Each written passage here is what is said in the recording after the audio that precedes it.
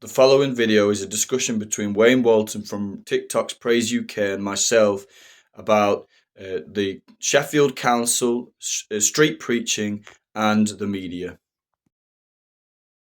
So we wanted to speak together more in depth about the council and the media and how they've portrayed the street preaching in Sheffield and the amplification. And so in front of us, we have an article, written about us by the Sheffield Tribune about street preaching, called by Victoria Munro, and it's called the Manic Street Preachers. We wanted to highlight a few things from it. So I think first of all, Wayne wanted to address something that was quoted by which was quoted from the councillor that has been complaining about the preaching on the moor, Laura Moynahan. So yeah. Wayne, did you want to begin? Okay. Okay. I mean, anybody who has read that article, I'm not encouraging you to read it. Of course, if you're going to read it, I better warn you, you're going to have to pay a subscription fee, which only lasts for a month. I think you pay for about £9 or more. So roughly, but obviously, if you want to know what the full article is saying, then you may have to access it that way. You might be able to access it via some AI mechanism, which means, you don't officially have to pay for an article. And the reason why I would want to say to you that way is because the article, of course, is written by a journalist who is being paid money to write this article and to keep the Sheffield Tribune, her article, alive, and of course to pay her bills. So most people would like to believe that journalism is honest, and we need journalism because it holds people to account. That might be true in some cases. I'm not too sure that the article that this particular journalist wrote, her name is Victoria Munro, is a fair article. I think if you read it, it does look like a fair article, but you've got to remember journalists are trained to write articles to make it sound fair, to make it sound right, but of course the key bit here, Zach, is that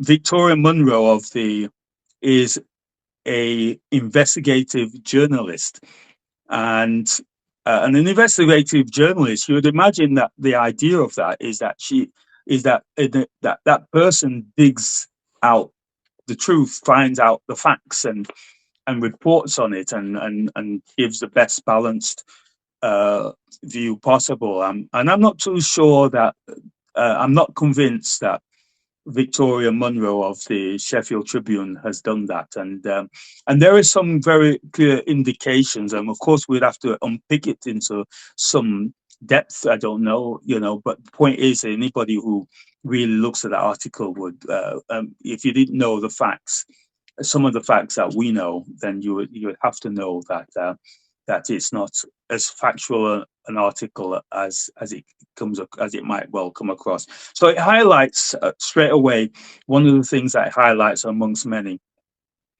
is, because I had made mention that Councillor Laura Moynahan, who sort of triggered this, the idea of street preaching must be banned or restricted in some way. And I was also at the council meeting when she said that. And then, of course, because of the privilege that councillors have, you might argue, and you might say she has a right to privileged move. You know, she went to the Sheffield Star and also to the BBC, who automatically wrote an article that appeared in the newspaper the following day. So they didn't even, it doesn't even look like that those particular media outlets had actually looked carefully of what Laura said.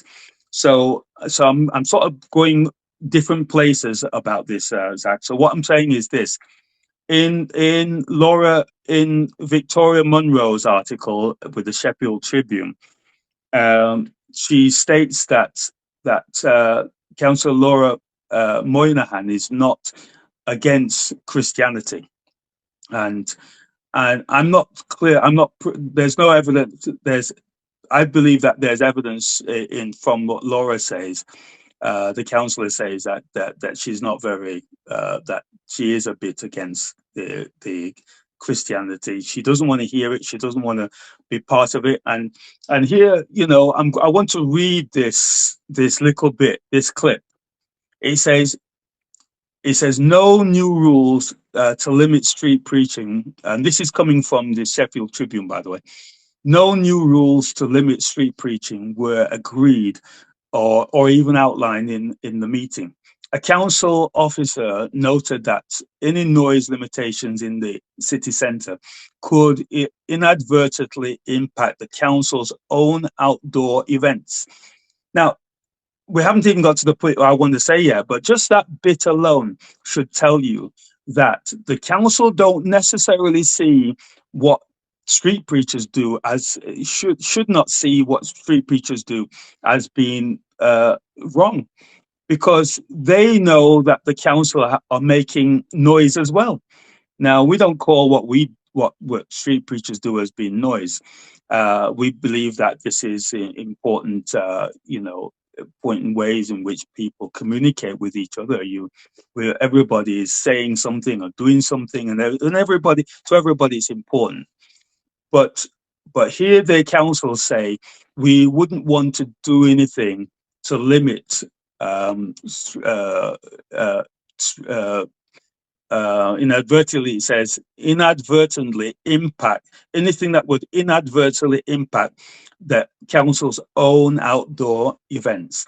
So in other words, whatever they do to us, whatever they do, should I say, not to us, but to street preachers, should actually impact the council as well, because the council are making noise.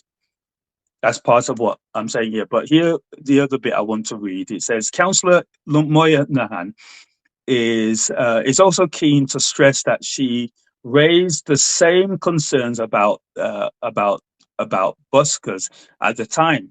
She said, and then there's a quote, it says, if I hear someone absolutely strangling a Frank Sinatra song, that's equally upsetting. Now, I still haven't finished what she said here, but I have to raise this point. She's basically saying she she likes Frank Sinatra's music, and if somebody happens to not sing it very well, then they shouldn't be, you know, part of Sheffield's cultural,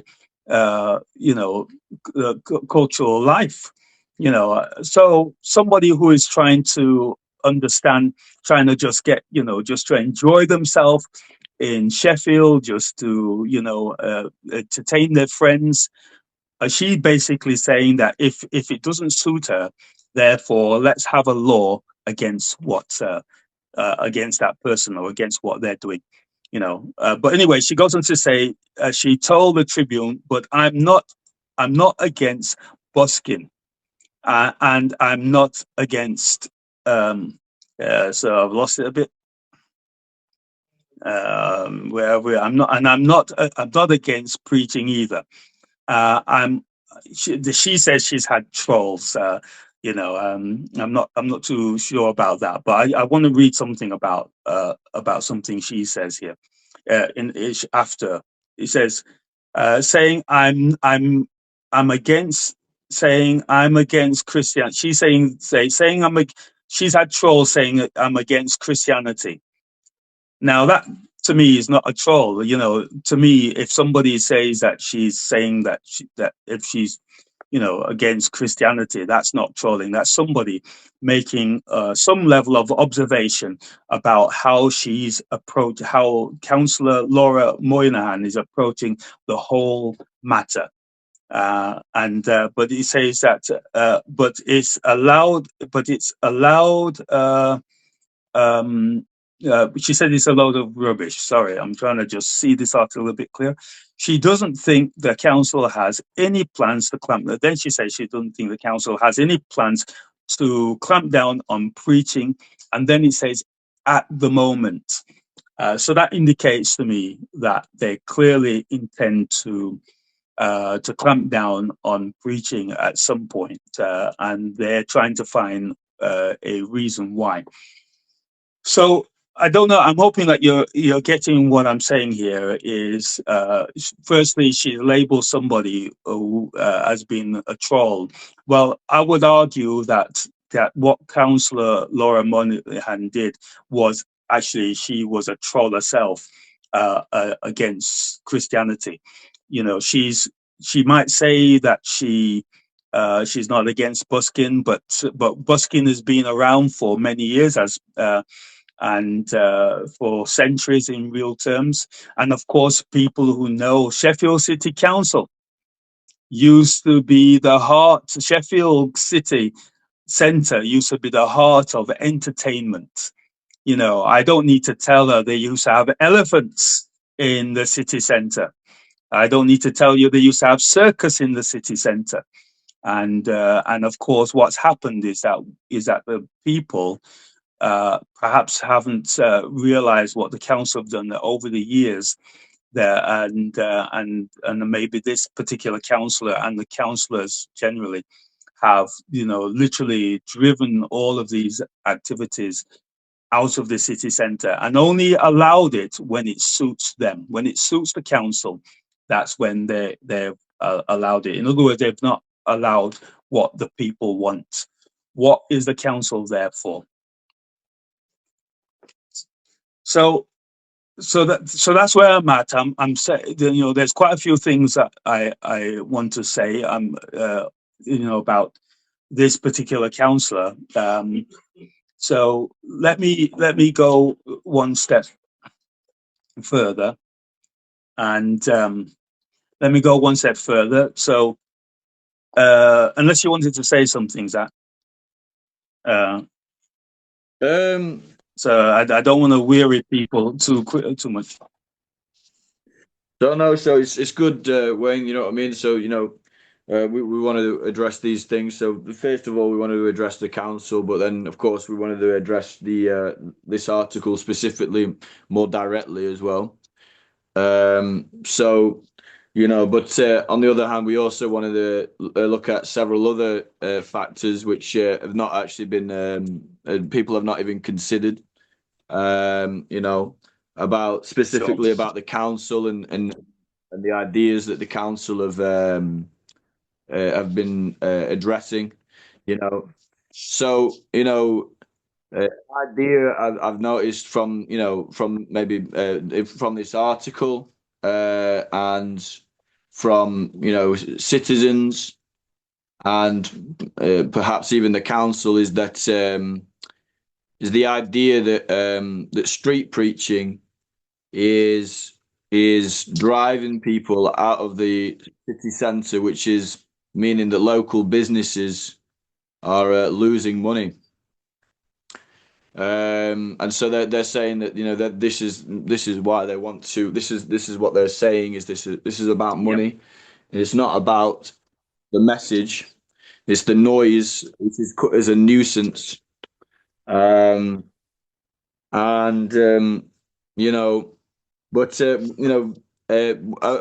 will talk about this a little bit more in a bit, but I want to address it first of all, so we have just an idea about what we're going to be talking about.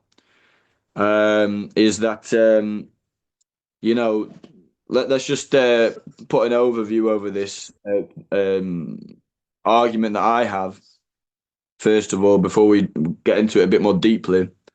And we'll look at a few more articles. But the reality is that the council themselves were actually sued an unmentioned amount of money, but we can look at and we will look at in a minute. Well, later on, similar councils and how much they were sued. And they were sued. Let's just put like a general amount of money of how much other councils were sued for this same problem, which is around £100,000.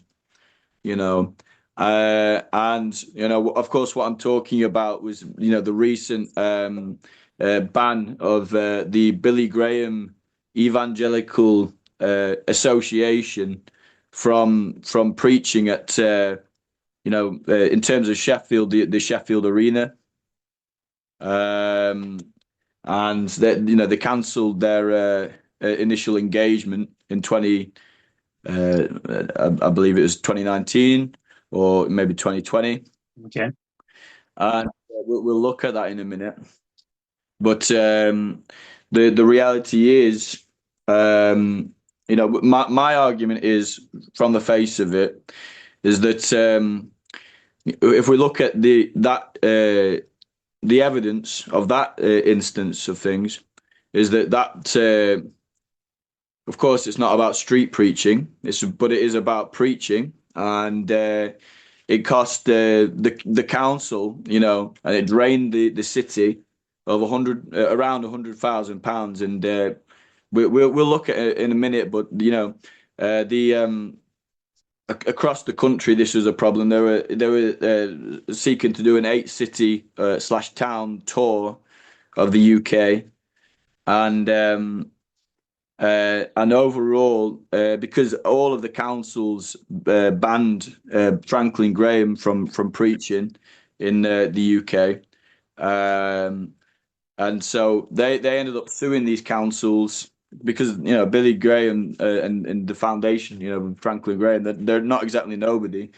They ended up suing all of the councils with a total of an estimate £650,000. So with specific councils mentioned, which were sued £100,000 or around 100,000, either just above or just below. And so you can guess that Sheffield would have been sued at a similar amount. And so my point is, the leader of the council at the time from the Labour Party said that basically Franklin Graham's views were repulsive. And that's why they wanted to ban him from. And of course, what she's talking about is his views on same-sex marriage. Being a sin in the Bible. So they would rather risk being sued around £100,000 than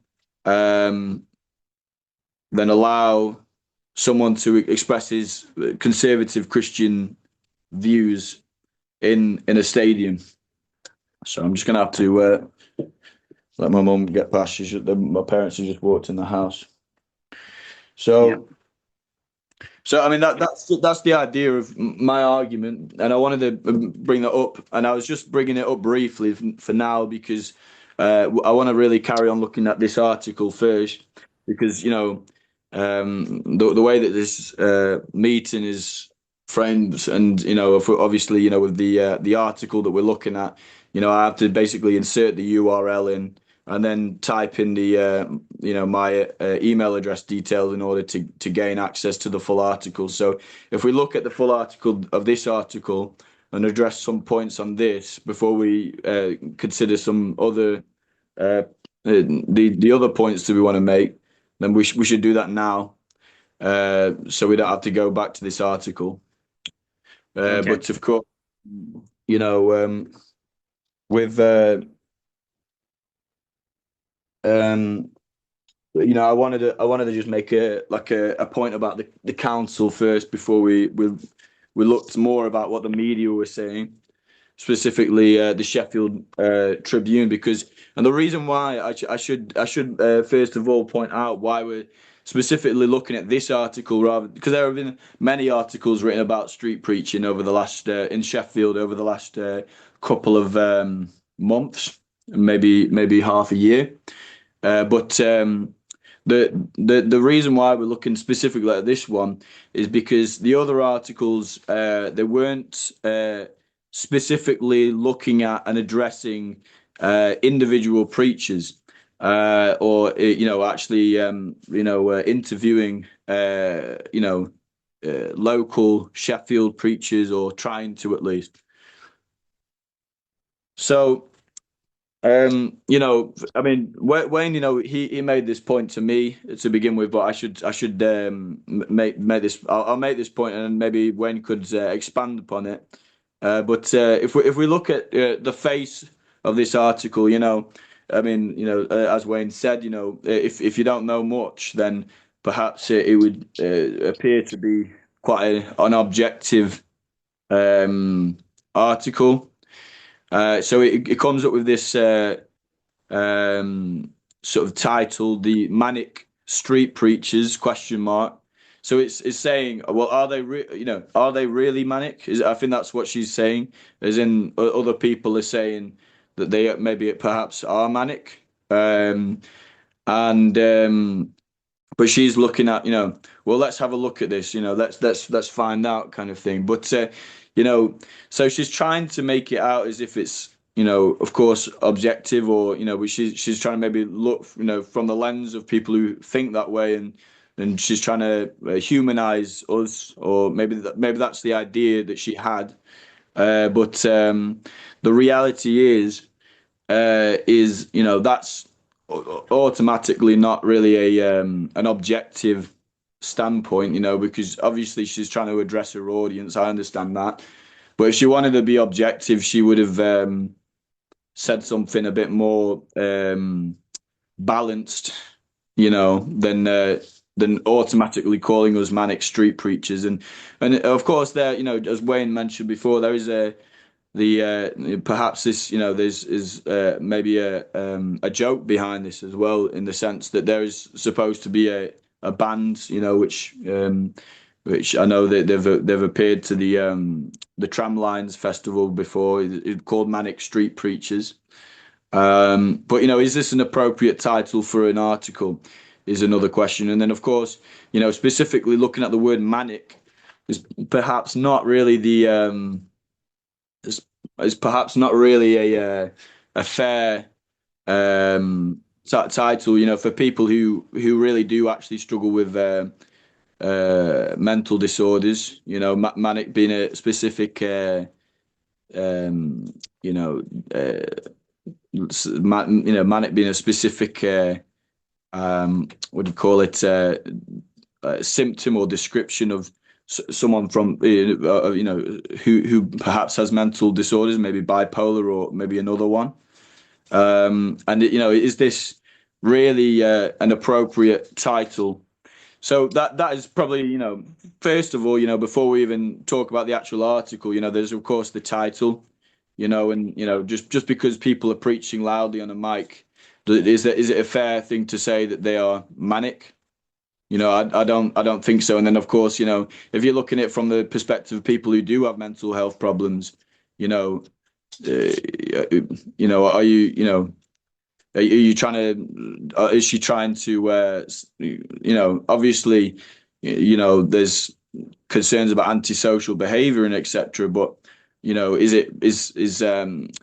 she saying she's trying to like almost spin it? She's trying to. Like she wouldn't, for example, if she's talking about the mentally disordered, I think she'd be a lot more careful about how she were to phrase. I don't think she would blanket call people manic, even if that may be, part of their symptoms of their mental health problems. So that was just something, from the start is something that I wanted to mention. And then, of course, again, from the face of things, Wayne mentioned this one. I mean, I sort of picked up on the manic side of things, but then Wayne brought attention to me, is that, you know, the article almost exclusively uses pictures of street preachers of colour. So there's Wayne, and then there's this gentleman here from the moor, who's also a pastor in Sheffield, another coloured preacher. And then, of course, we have this Curtis Brown, you know, who's got a street preaching ministry, who's perhaps mixed race. And then if we continue, you know, we have another pastor from Sheffield who's Slovakian. And then the only picture which is not coloured, who's you know, a white man, is of course Joseph, Evangelist Joe from our ministry, Kingdom Force UK. But again, even this picture is not even clear what colour he is, because she's captured a screenshot of him like an angle where it's not really clear what colour he is, because it's dark, and you know there's an overshadow over his face because of his hat. So, you know, it's clear that the man on his knees is white, but it's not really clear that Joseph, you know, even from his hands, you can't even, you know, one of his hands is blurred, and his other hand holding the mic, that's not even clear that he's white or black. He could possibly be, obviously he's not black, but in terms of the image, you know, for the photos, for the article, it's not obvious. And then, of course, we've got Wayne again. So my point is that, you know, there's only one person in this entire article who's white, and in terms of the photos, now Victoria does interview at least one preacher, or perhaps several preachers who are white. I think the only preacher that, maybe there's one or two preachers that she actually interviews who were within the article who are coloured. But I think, to be honest, there are probably more preachers in the article who she interviews who are actually white than coloured preachers. So I don't know if you wanted to say anything about anything I've mentioned already, Wayne, or maybe you could tie these two points that I've just described together. You know, about, you know, the idea about manic street preachers, and, you know, perhaps Manic, how she's maybe being a bit derogatory, you know, when it comes to or, you know, discriminating. You know, it's a word that she uses to describe street preachers at one point, I think. But you know, is she discriminating against the mentally disordered, and perhaps even people of colour, and is there an overlap? Yeah, well, you know, it's sad that we have to be talking in these terms, in this way, in you know, in 21st century, and especially from you know, a journalist who is meant to be an investigative journalist, who, you know, and of course people by and large, I think, found themselves, although they say they don't trust newspapers, they somewhere along the line rely on these journalists to bring people some information. I would argue that part of what she did is, as I think I highlighted earlier on, was to cover up some of what, you know, this is the skill of writing, especially journalism. You know, you get to say certain things in a way that people, you know, believe your article or want to read more into your article. And of course, Manic Street Preachers, as we know, are, you know, was this band, and you know, they were called the Manic Street Preachers. But it's quite sad that that street preachers, although the term street preachers is used, it's not really the best of terms. It identifies them a little bit different, in the sense that most of their time are spent in the streets. But these preachers are not technically much different from the preachers that you might hear or listen to, you know, in a church building. And you know, so you've got this minister who, you know, whether you want to call him vicar or priest, and they, you know, and each week, you know, sometimes several times in one week, they're delivering this message, you know, from the Bible, and they use the full Bible. They are talking about things that that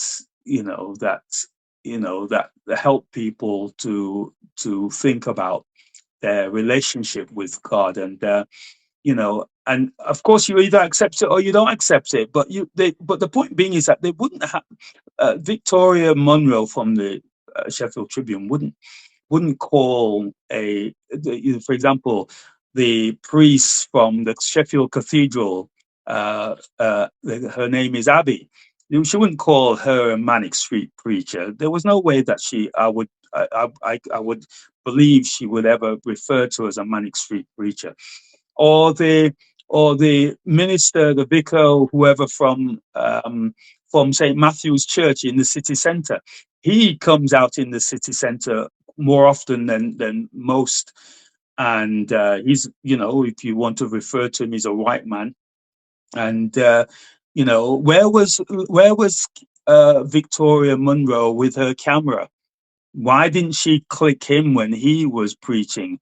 I've seen him many times standing with his big speaker, with his entourage, and he's going around in all these different places in you know, but I didn't see an image of him or his entourage. I didn't see an image, you know, that I don't see an article that says Manic Street preacher from St. Matthew's Church, and which is, you know, but the point being is that they wouldn't refer to any of those as Manic Street preachers, and yet they're preaching from the same Bible. They're using the same Word of God. They're Christians alike.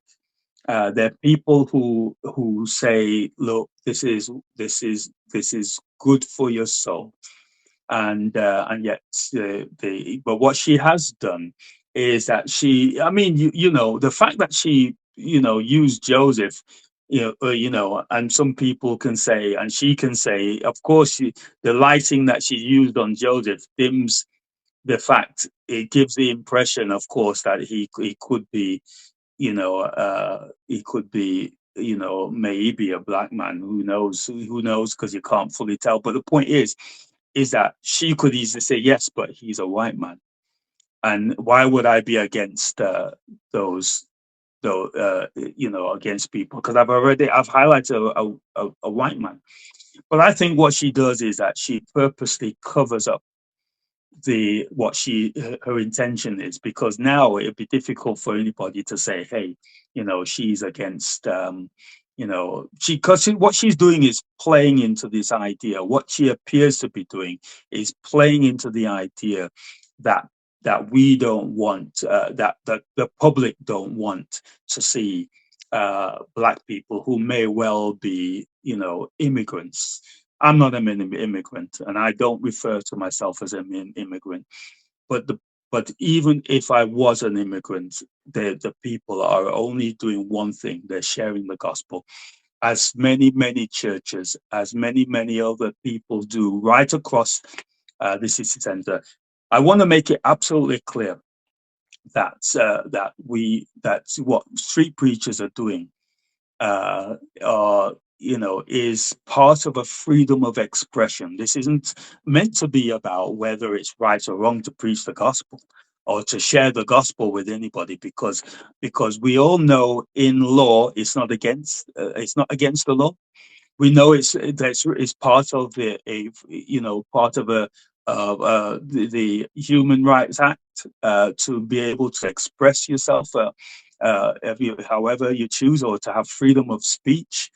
And we also know that that even Sir Keir Starmer, whether you love him or loathe him, has said that, you know, that preachers should be protected against any idea that they shouldn't be able to speak in public. in whatever manner that that they choose to do. And yet here we've got the councillor, who, in my opinion, seems to be not just a councillor, but also the newspaper, who seems to want to flout the rights of of people who are preaching the gospel. Not even about street preaching. That's just one way you identify those people who happen to see part of their vocation, or but we argue that, of course, churches, remember, churches are not buildings. The church is not a building. The church is the people. And even this council, even this journalist, Victoria Monroe, I remember telling her at the time, but she didn't say nothing about this in the article. And she even agreed with me. And, that she knows that, and yet she didn't reflect that in the article, that the people are the church, not buildings. And arguably, there would be nothing wrong with many more people sharing the gospel in the streets. Some people don't do it. They don't, because they don't. Some people don't feel that they should, or they want to. That's a choice that they make. They make that decision. We won't criticize them for making that decision, and neither should this newspaper, especially an investigative journalist who's supposed to hit at the heart of the truth. I'm not too sure that she has come across as if, I don't think she did herself any real justice by writing an article in the way she did. Of course, she's used humor to try and cover up what she's done. And I hope people, who I know are the people are very clever, they're very educated, they're bright. Hopefully they will see past what Laura has done.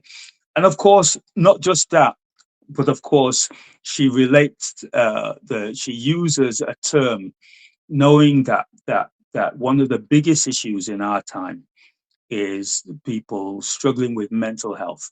And and of course she doesn't even try to sympathize with the people who are struggling with mental health, can't get even the support. Not, the council, some say, are letting them down. They have to pay extortionate amounts of money to get help, and oftentimes these services are not really even providing that help. And forever we're hearing about people who are committing suicide because of their mental health, or and it seems quite easy to lock people up. And we related this story, Zach, we highlighted this about, that you yourself had to, had some struggles you've come through, or coming through, and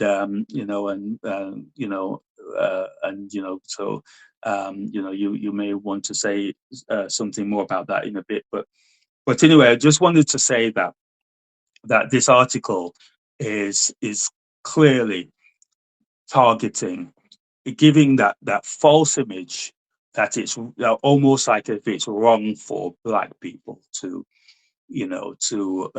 or people who have,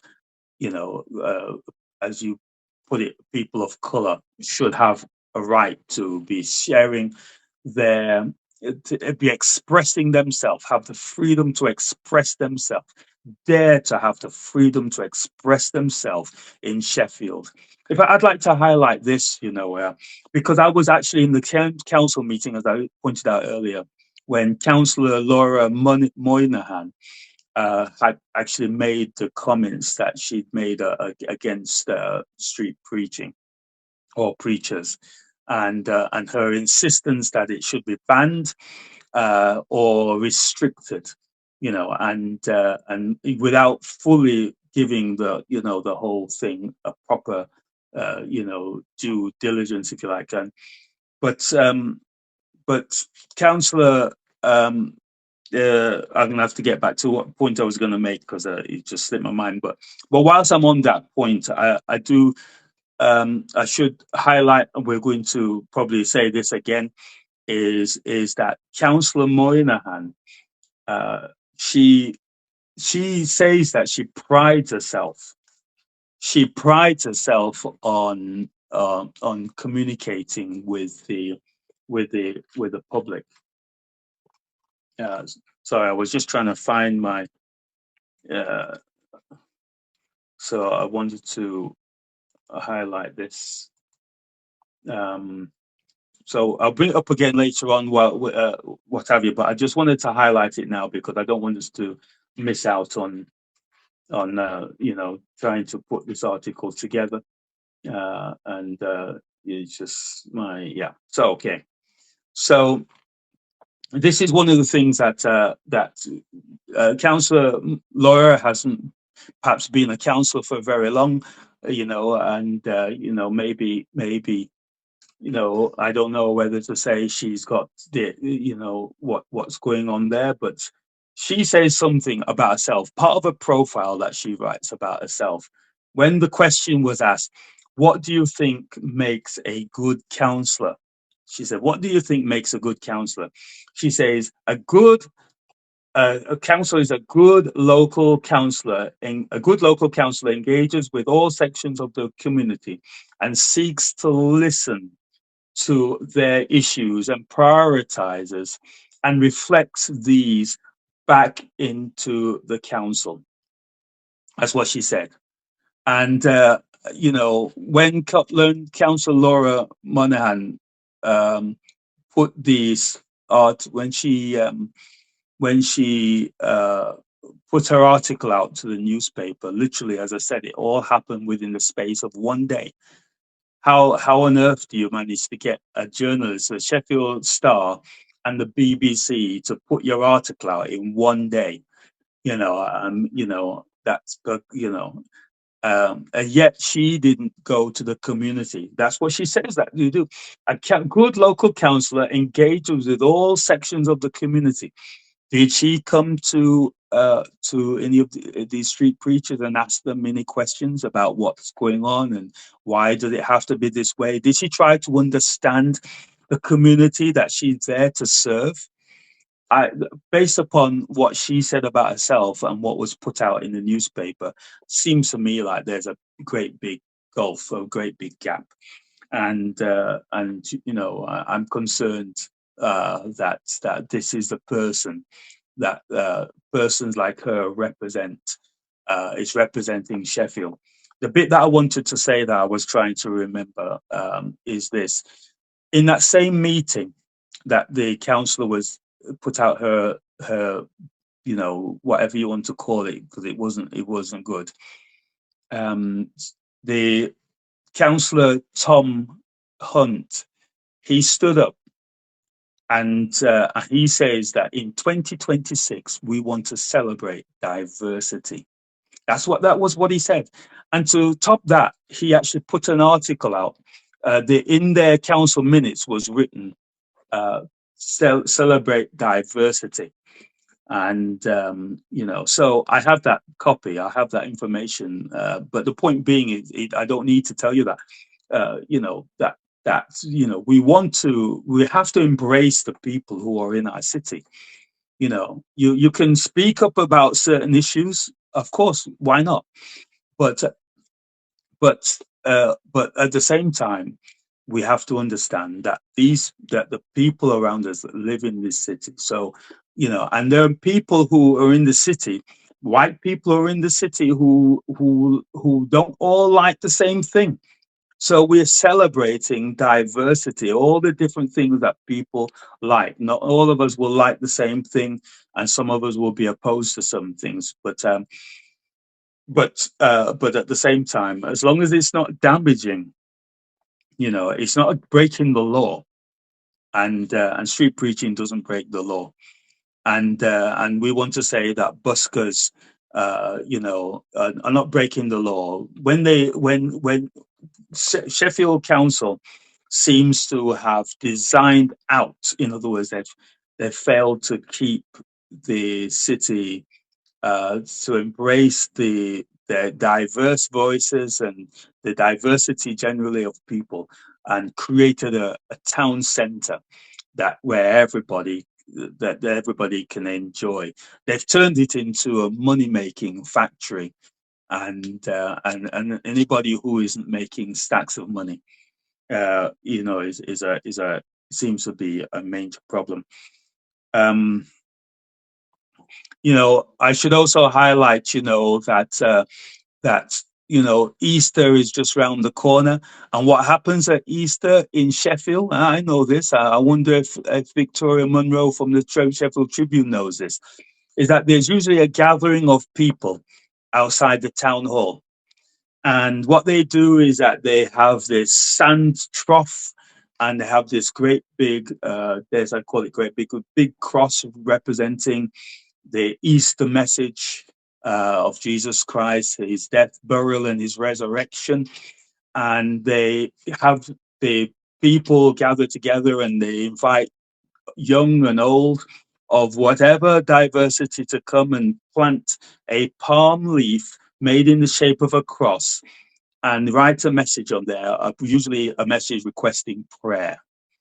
And then they have they sing and they clap and and of course they preach a message.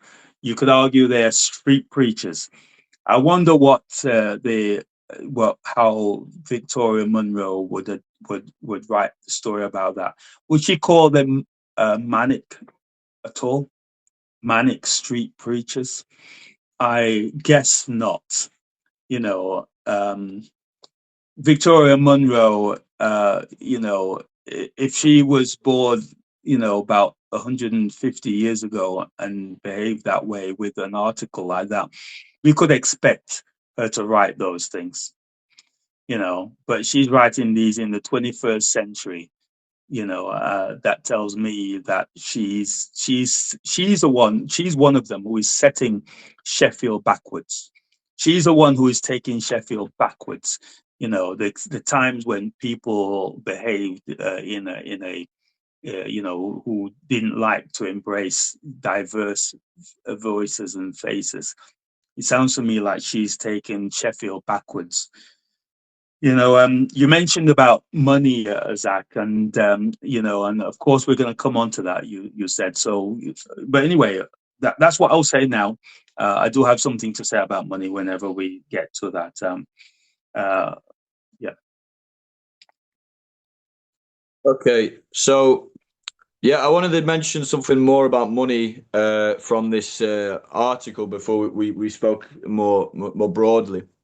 In the sense that you know what we have here, you know, what I'm looking at on the screen is the next few paragraphs. So you know, perhaps you know the council may argue with me that you know it's more than just about money with the preaching. I don't know, but in terms of this article specifically and the voices within the article and the critics. It demonstrates to me that you know money is an important factor, at least for Victoria Munro to address, and I would even argue that the council are mainly concerned about money as well. You know, I mean, even how you know Laura frames her story. You know, of how she went to the mall that day. You know, is mainly about money. Oh, she went to the mall to buy a fish, and you know she was looking there to shop, and she you know she had all these preachers which were preaching this message of hell and damnation to her, and very loudly, and she was offended. But I mean, even you know, in terms of let me just say that thing about Laura as well is that you know it even says you know in all these articles basically that Laura you know she didn't want to go to the mall to hear that she's going to hell because she knows it already. Now, I just want to make the point that even that statement alone demonstrates that that she has a problem with the Christian message and that she has a slant on the Christian message that she's not really uh, taking like an overview of the Christian message and seeing the positives. Maybe she have some criticisms of it, or something. I don't know. If she's not a believer, then perhaps she would have some criticisms. It's not. I wouldn't. I wouldn't. I couldn't really fault her for that in terms of it from a secular point of view. In terms of obviously my belief sets, I could. But the fact that all she has to say about the gospel is that she doesn't want to hear that she's going to hell and that she's condemned already. What she's trying to say, that she wants to bring as many people to hell with her as possible. I don't really understand. I don't really understand her point, in terms about hell. And then, if we look at further on in this article, we see some of the other critics about street preaching, which are not from the council but from the community. And so, there's a gentleman here. We should address the counter petition.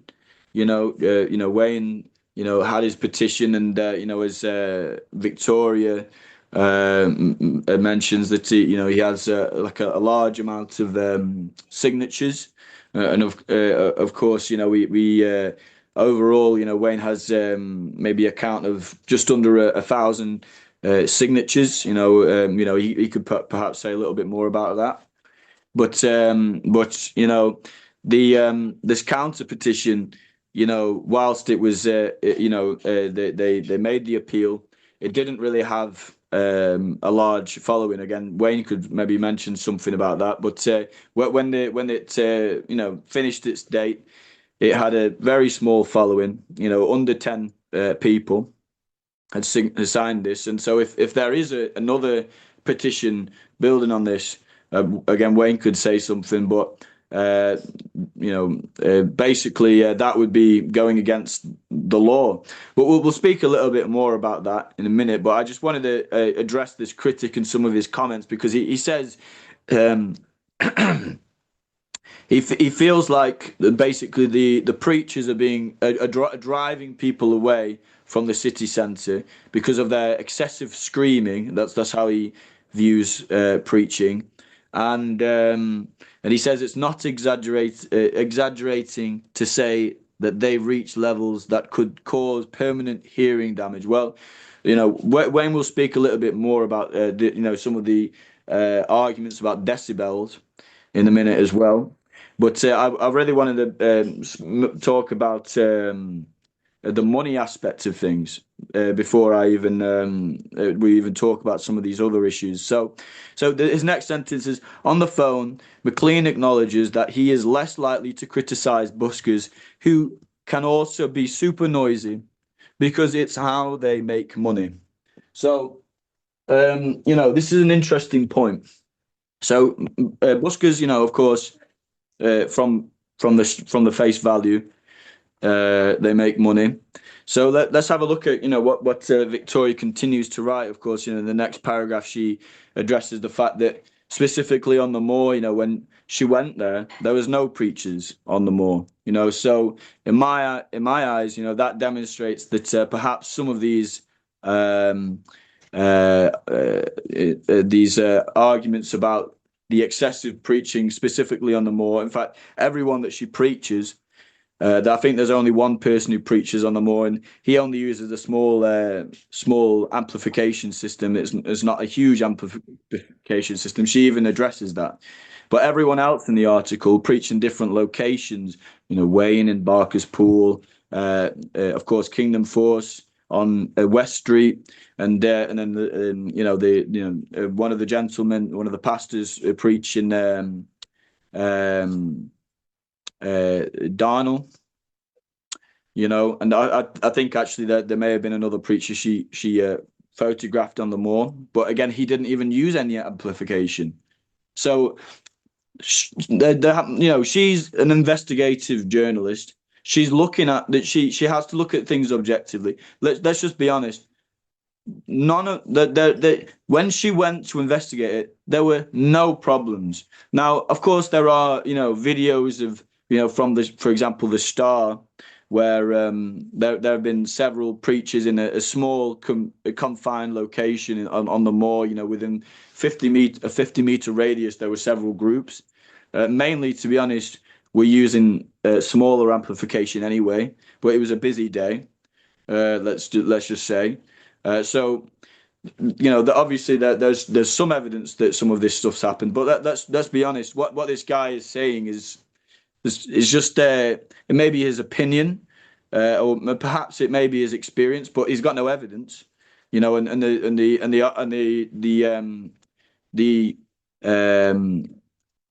the media, time and time again, to be honest, they've tried to document the stuff. And here we have an example. Victoria Munro. She can't find any evidence of, what for example, Mr. Clean is saying. But again, I want to draw this more back to the money side of things. So he's saying that he's less likely to criticize preachers because they're trying to make money. So he's less likely to criticize buskers because they're trying to make money. But if we carry on further down this article, we see, of course, there's Curtis, from his ministry, YouTube ministry, OSXKM. So this, Toto, and this video, she's screenshotting from, is of course from Sheffield, the Moor Market. Again, he's not using any. I don't think he's using any amplification. Maybe he is, but from his other videos, I know that Curtis generally uses a smaller amplification system anyway. But this is a video which it says in the articles from March 2023. So this was years ago, a long time ago. First of all, and then if we look further down in this paragraph that we're just looking at, let's just read some of this. In fact, let's just read the whole thing. Says, while waiting for my search for local sermonizers to bear fruit, I'm able to get to know some of the major players online, specifically on YouTube. It quickly becomes clear that as with musicians, only the amateurs stick to their local area. The real professionals go on tour. One of the most popular videos shot on the moor, uploaded in March 2023, and since viewed almost 6,000 times, shows Geordie preacher Curtis Brown explaining to two fidgeting 16-year-old girls that they will go to hell unless they ask Jesus for forgiveness. Again, so she's criticizing the message. Let's carry on. Brown is one of a number of roving street preachers who do the rounds of the UK's major cities and seem to treat proselytizing as, at very least, a side hustle. He uploads multiple slickly edited videos every month, each one with his theme song and tagline, Free the Gospel, and encourages his fans to donate to support his work. £25 is the minimum suggestion donation. So, she may be trying to say this objectively. Here are the facts. But let's be honest, she's trying to criticize Curtis for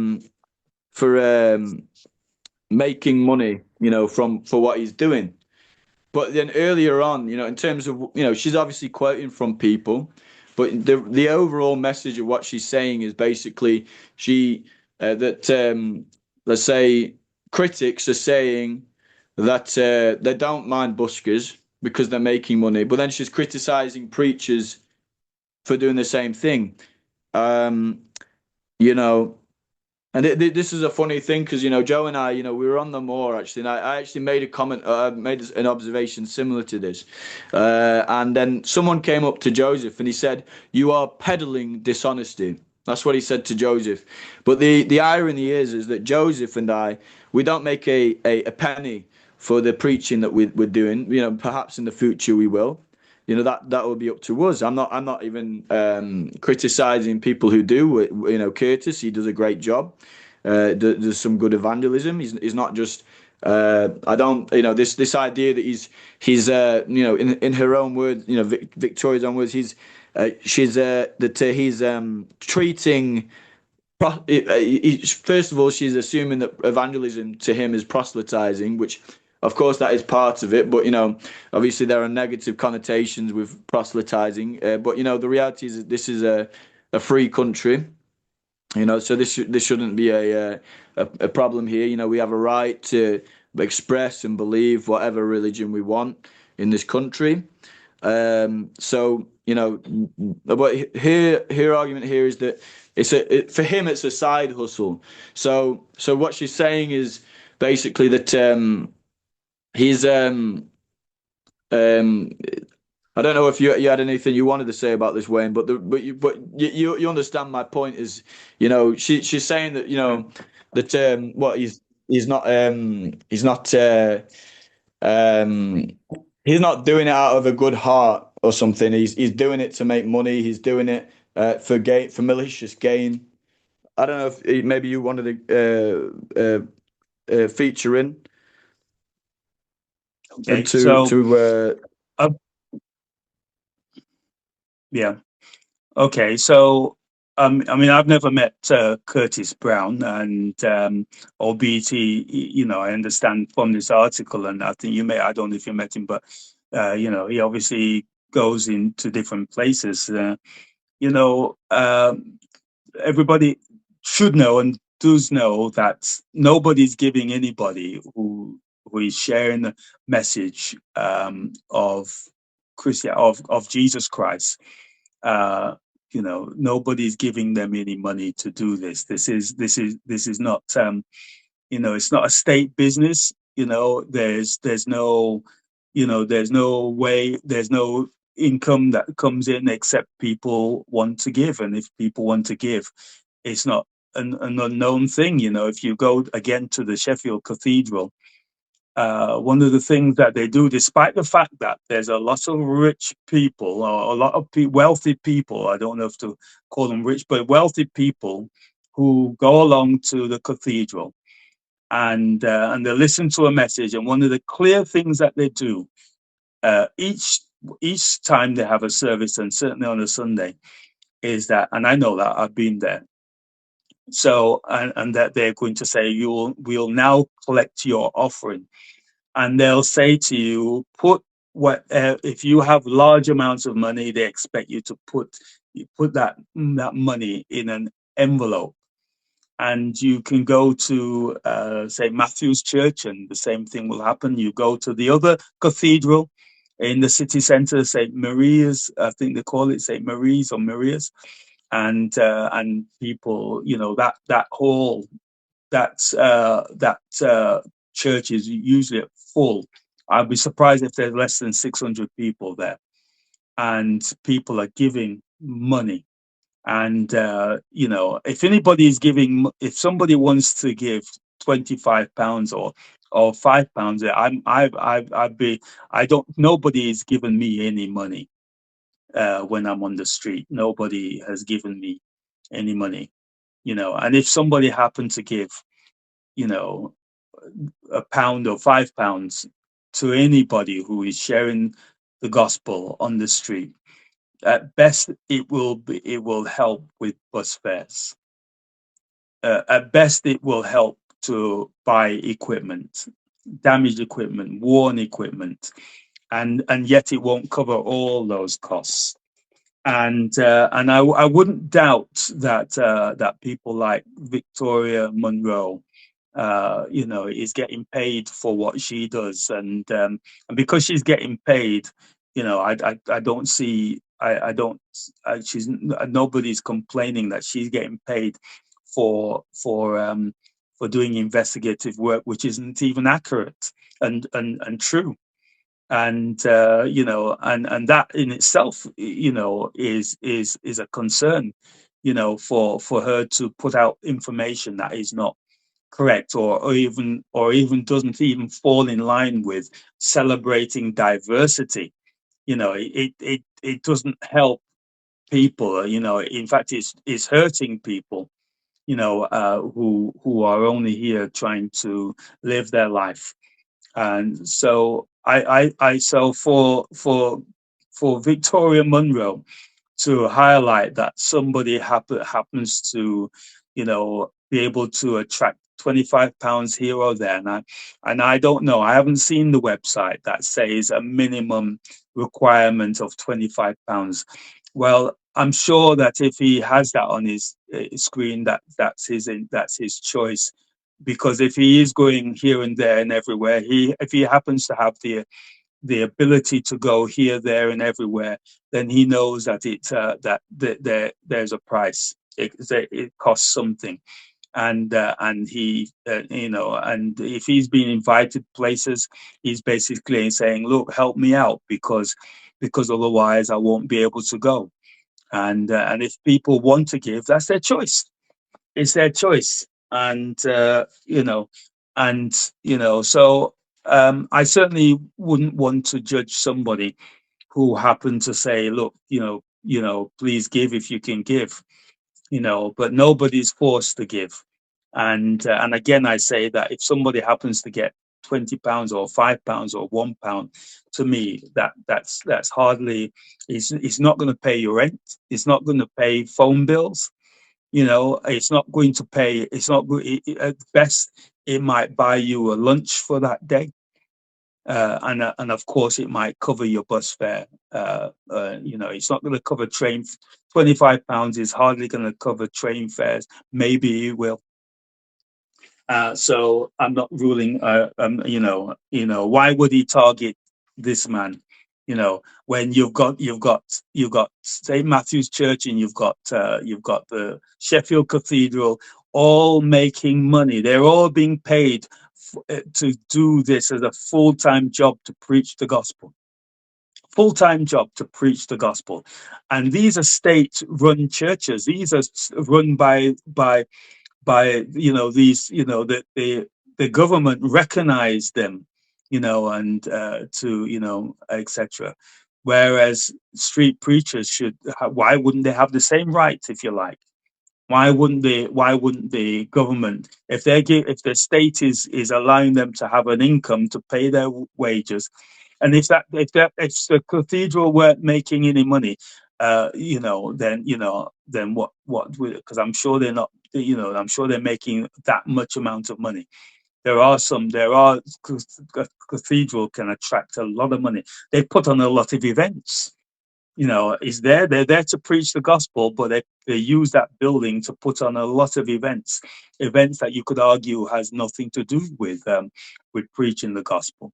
They're using the building at those times when they're not preaching the gospel to bring in even more income, and to keep that for whatever reason. I'm not going to judge them for doing that, but and yet they could be judged. So I would take concern. I'd have a bit of a concern with the article but I also want to highlight this too, because Laura, not Laura, the Victoria Munro of the Sheffield Tribune, she does something else in that article against Curtis Brown.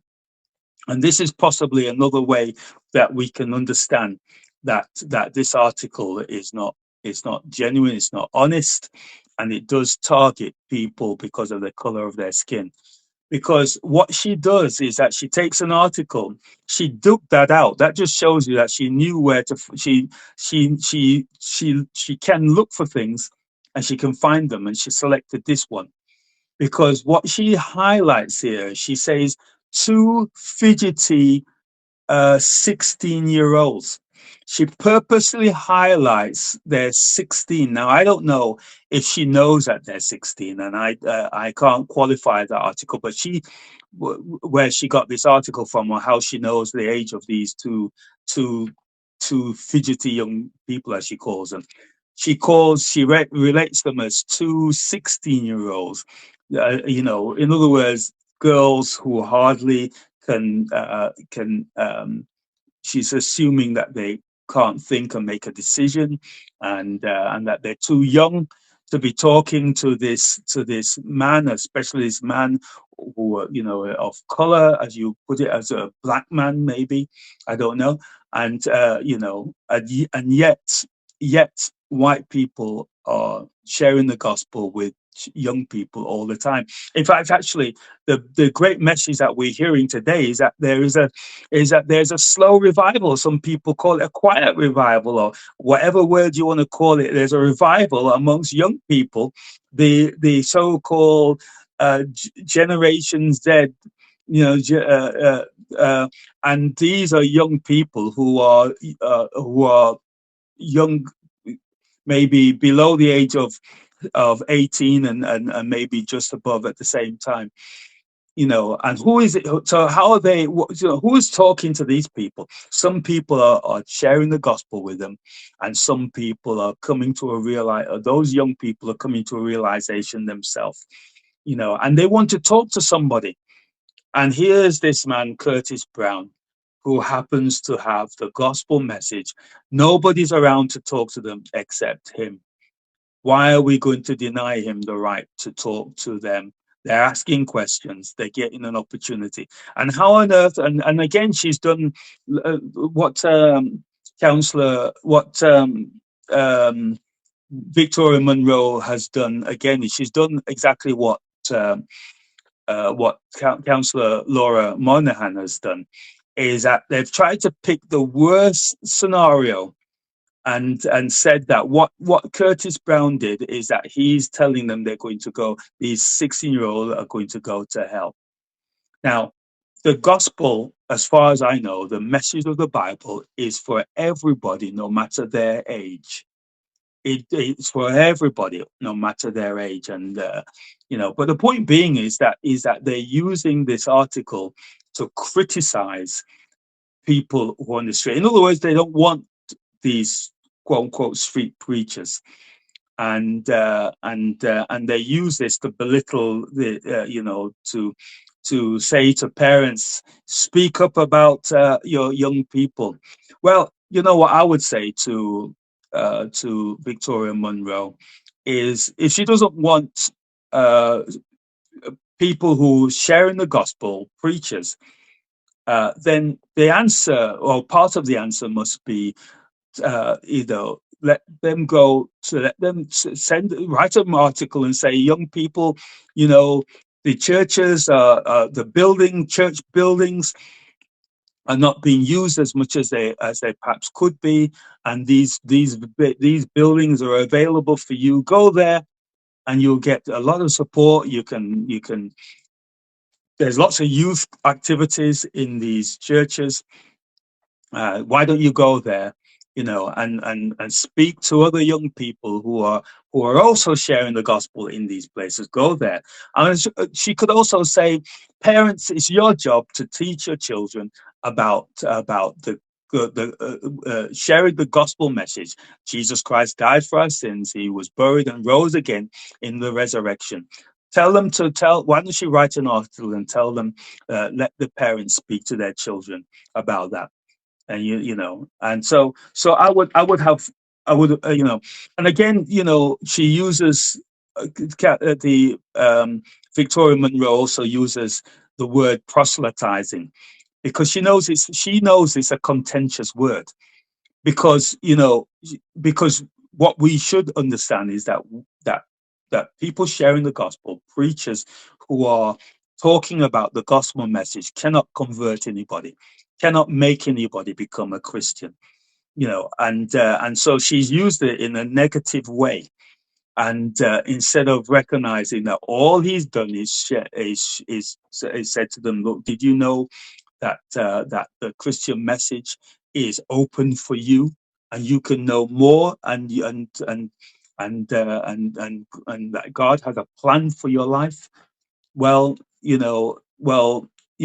one thing I can see from Victoria, she understands what's going on, because she must have sat in many church services, even if only to report on what's going on. Mostly when it suits her, it seems like she reports in a positive way for the cathedral, for St. Matthew's, and for St. Mary's Cathedral. Yes, she probably will do that, I assume. And but when it comes to somebody who happens to be of color, who are all born in this country, whose parents were possibly born in this country. All of a sudden, it's like this country doesn't belong to people who are of a who happen to be black or brown or whatever way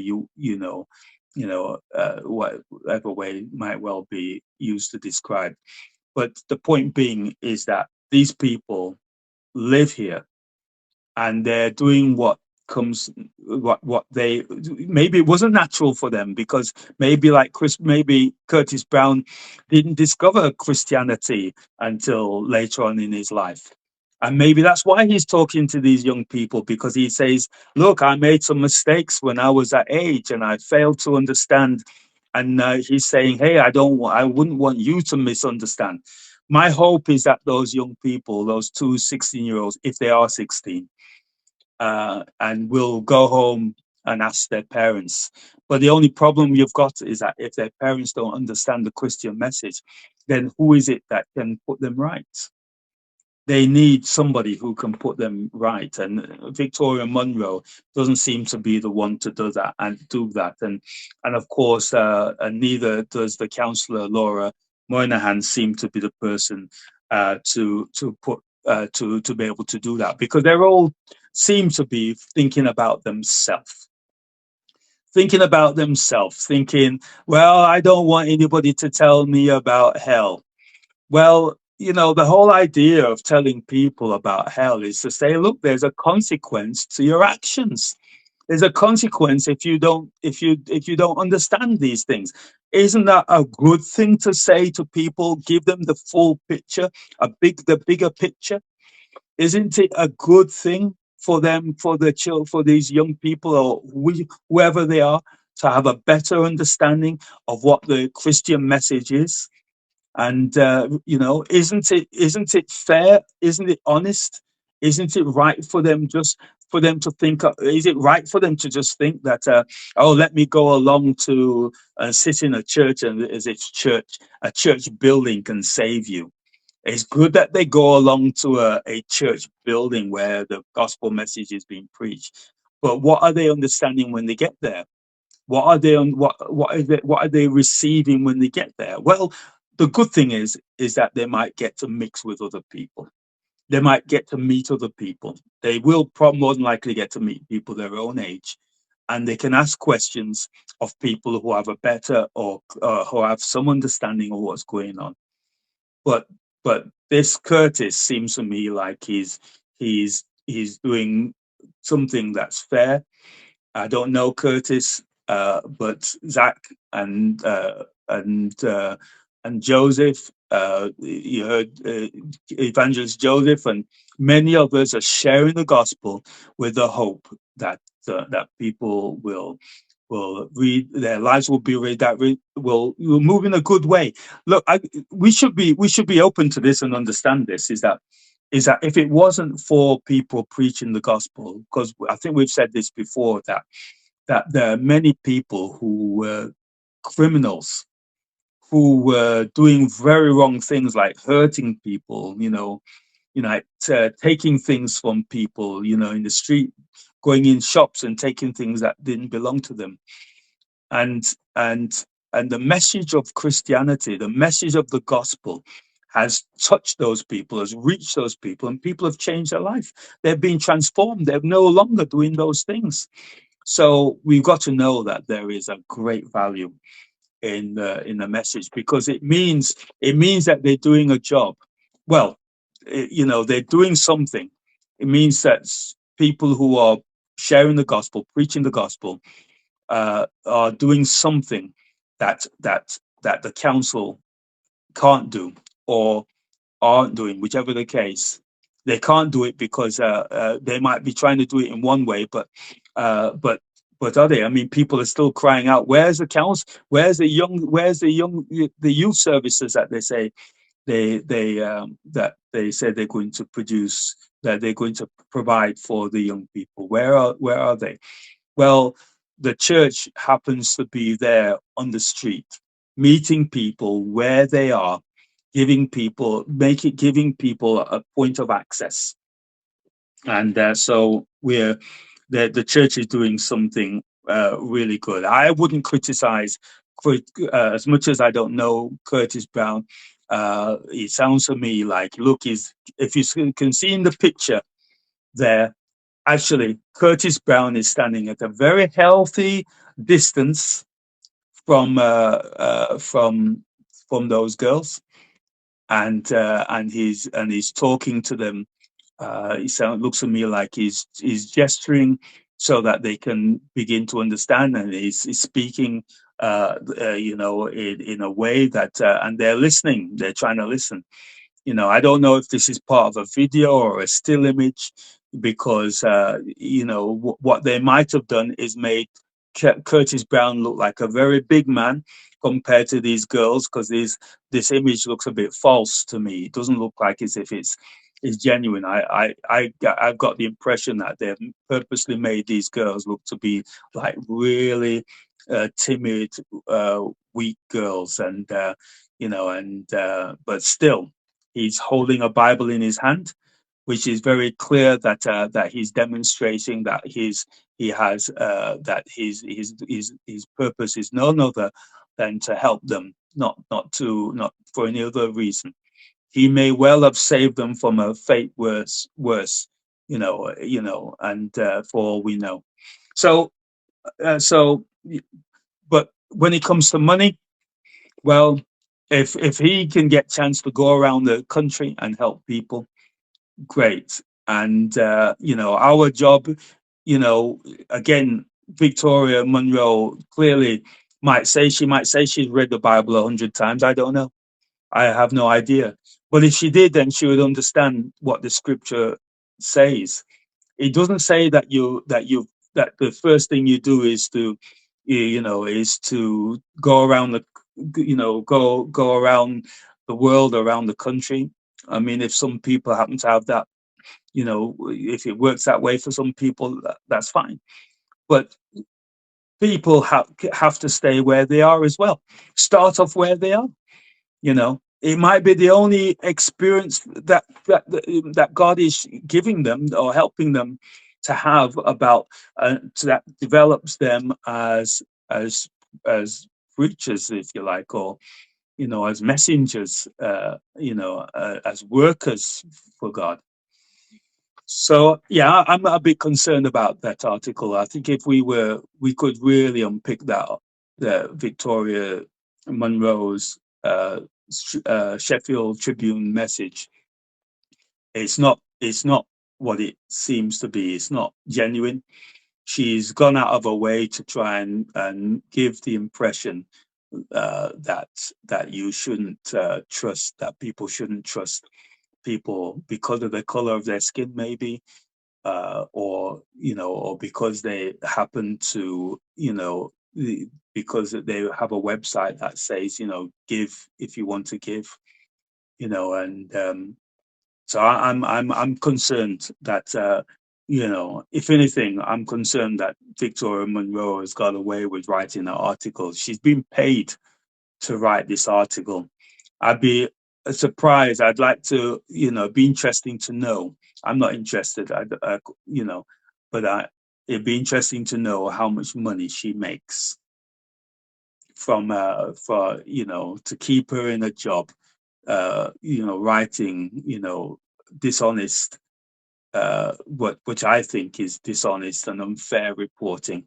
Doesn't even come close to investigative reporting as representing, something that somebody should want to read.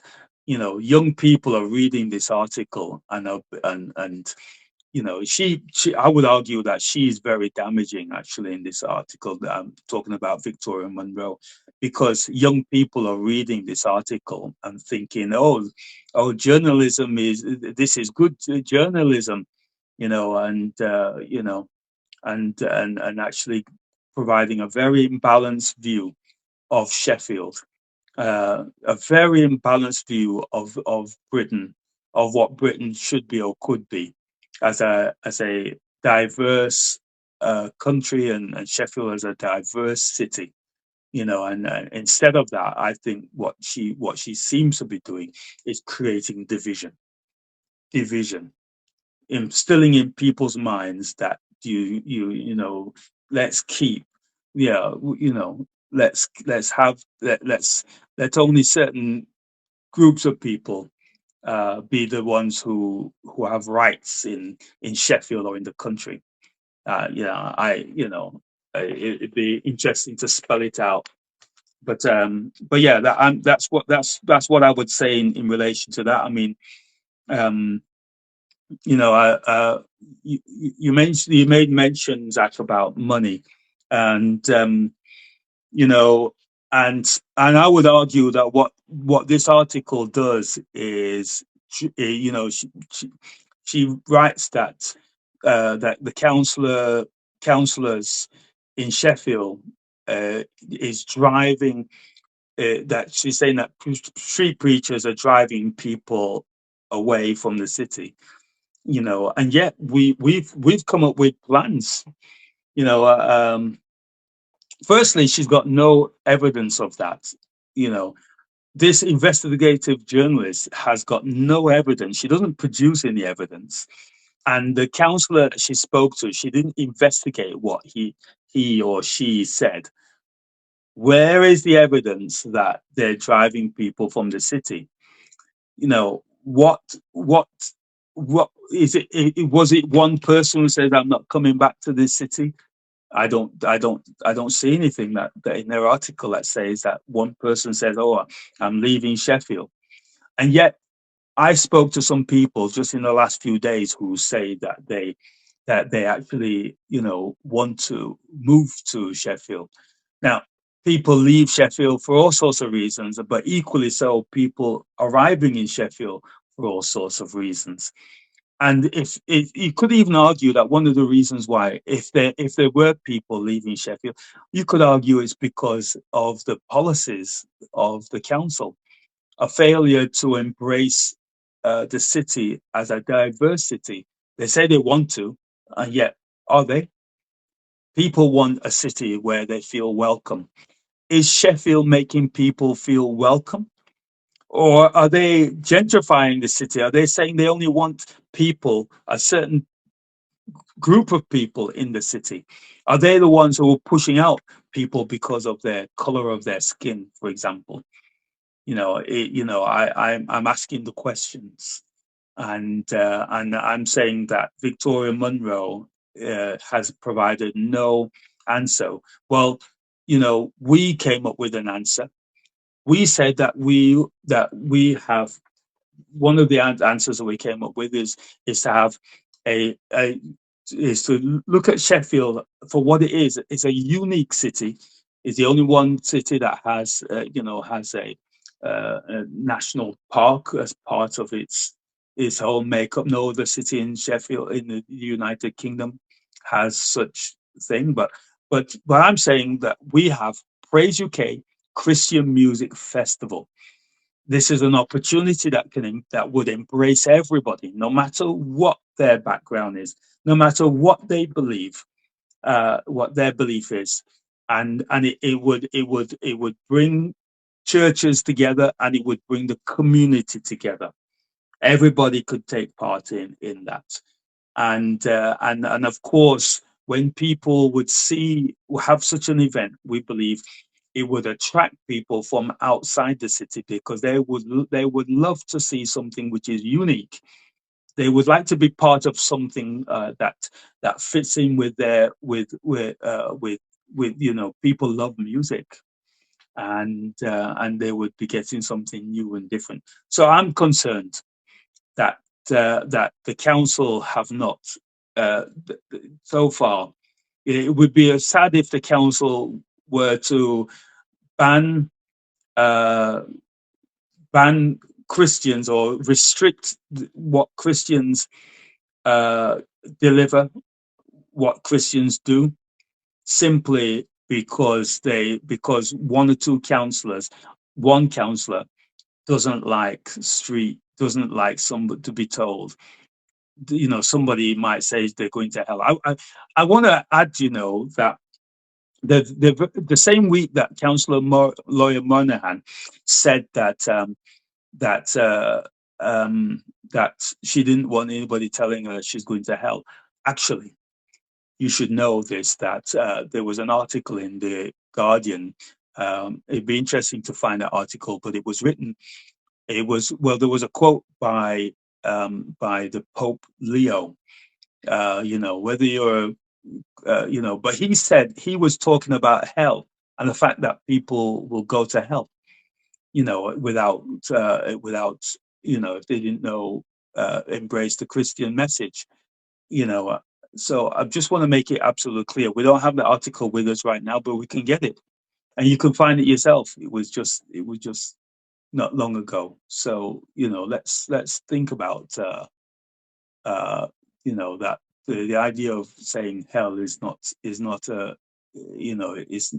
meant to be. This is not like calling people names. This is about addressing an issue that is important. So we could easily talk of Go ahead. And this the critics says that he finds being called a sinner rude, and of course the Bible says all have sinned, and the wages of sin is death. But this is not a in terms of the perspective of a Christian, this is not an insult. And it demonstrates, the fact that she even quotes him. If I was an investigative journalist writing, I don't know if I'd even mention something like that in an article. But it clearly, the fact that she addressed that demonstrates that, again, it's not about the noise, it's about the message, it's not about the money. But if we just look a little bit closer, this specific paragraph about we're introduced to Curtis. We're introduced to Curtis Brown. We could see a sentence. Before he's introduced she says, it quickly becomes clear that as with musicians, only the amateurs stick to their local area. The real professionals go on tour. Well, I just want to mention something quick about this, because what that reminds me of is, well, first of all, I think several of the fully paid pastors which are mentioned in in this article only really stick to Sheffield. I mean, perhaps they may go to other towns, but it's not like something that they're not seeking to do like tours around these towns. But we will look at someone who was doing a tour around Britain. Where, of course, I'm talking about Franklin Graham in a minute. But before we look at that, I just want to mention that basically, that for example, before I started preaching, I've been told that there was a man who just recently passed away, and I'm not going to mention any names, but he was an older man, and for a long time, maybe over 20 years, he would stand on Fargate, and perhaps the more, with a banner, an Evangelist, street preaching banner, with the gospel message on it. He would stand there every day for perhaps 20 years. And around the time I started, he had passed away. So is she? I mean, of course, she's trying to use humor here and perhaps sarcasm, and perhaps she's trying to, slander people who are seeking a professional career, like perhaps someone like Curtis. But the reality is that there are some people who are you saying there? Is she saying that this man was an amateur who perhaps she's right, and perhaps this man never was paid. I don't think he was paid. I think he must have been retired,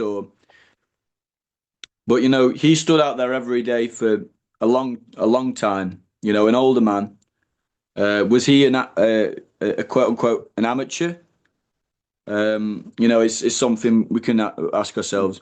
I don't know if you had anything to say about that, Wayne, but I wanted to make another comment as well. Yeah. But yeah, go on. You make a comment, and then I'll just go on. Okay. Yeah, did you want to say? So I mean, people should. Well, okay. Some people should get this right. The fact is that people don't preach the gospel or share the gospel for money.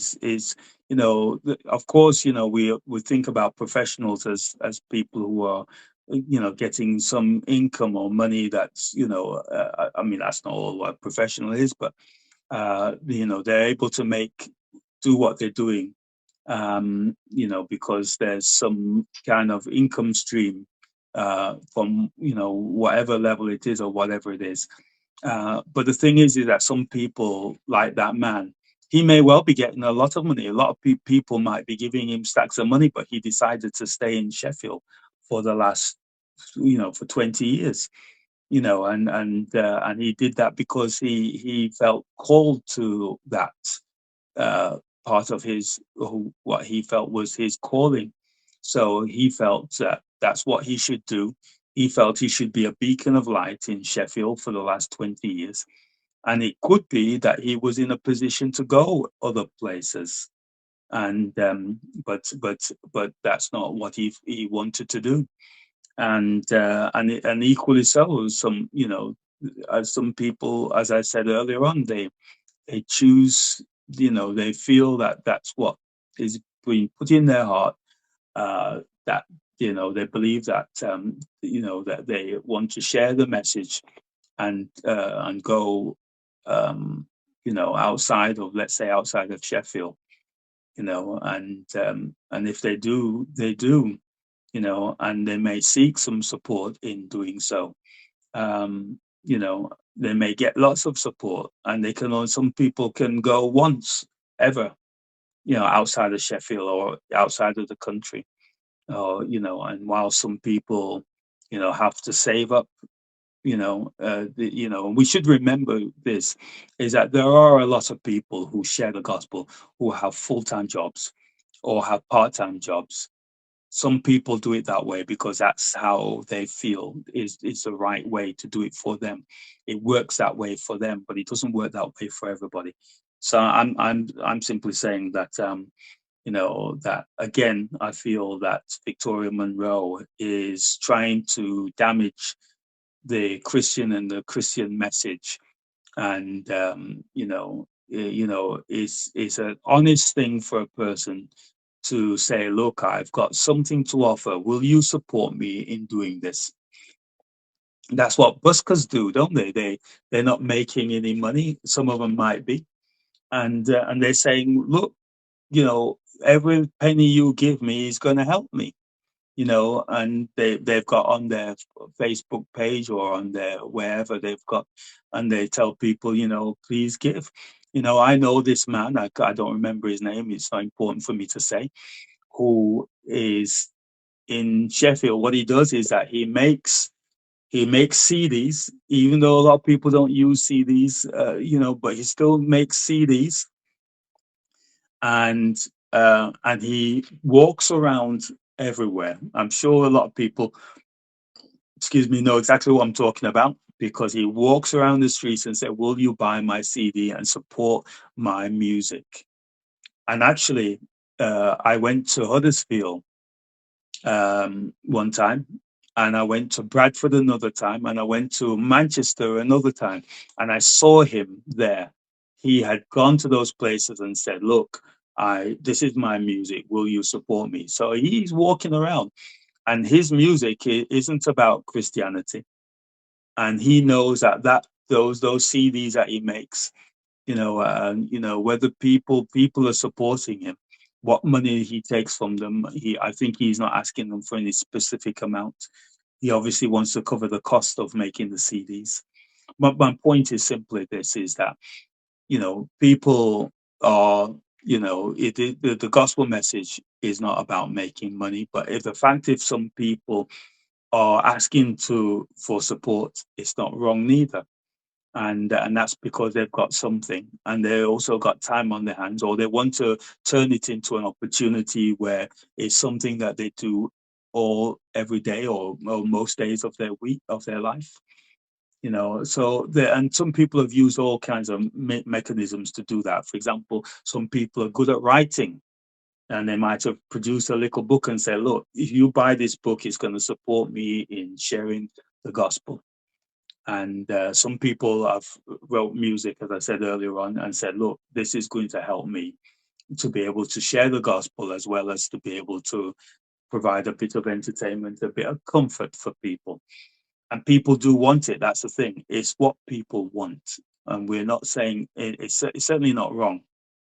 You know, it's quite sad that we've got people in the council who are getting paid for what they do, and yet they're still claiming perks.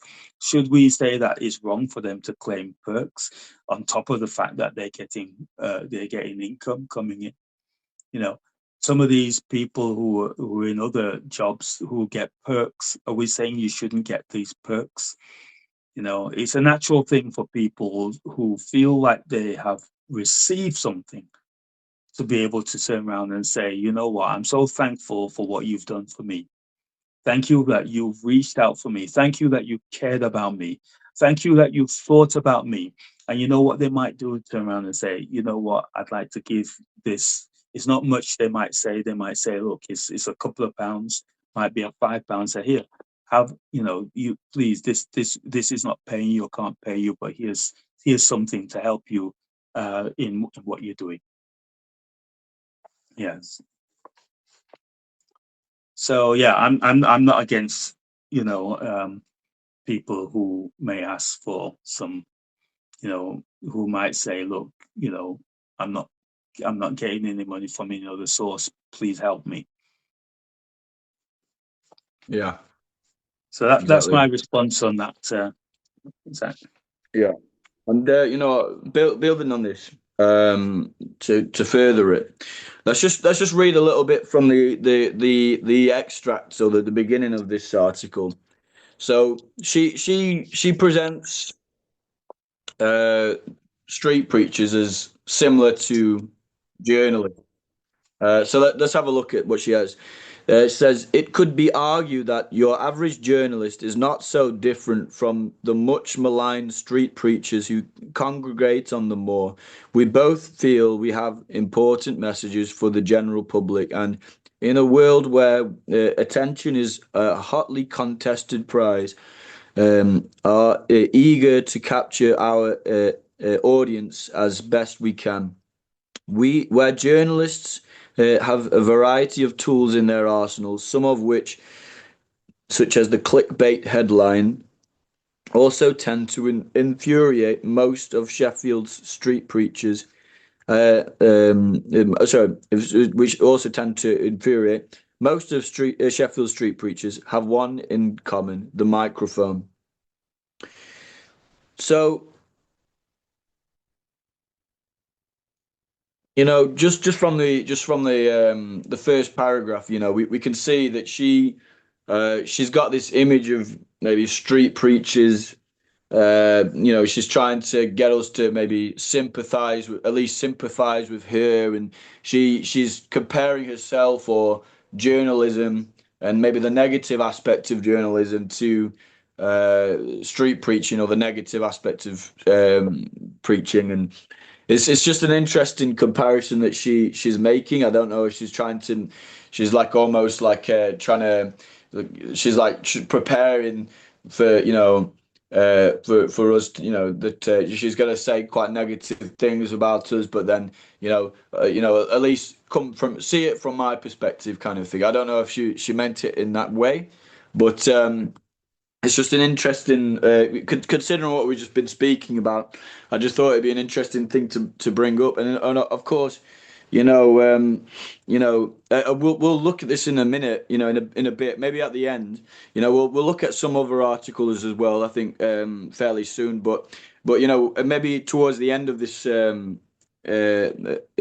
discussion, we could refresh this article without the subscription, and we can see exactly where the line is drawn for the article. Now, of course, someone like, of course, Victoria Monroe will know exactly how much space, how many words, and how are going to be within the article, which the general public can see without paying for the subscription.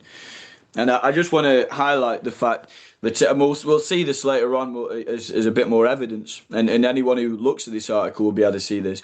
But all you can see from the outset of the article is the critics of street preaching.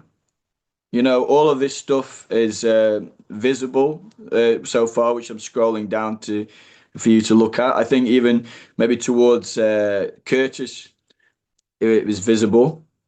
But then as soon as they get to us, it cuts off, and you can't read anything to do with us, Kingdom Force UK, until you actually pay for the article.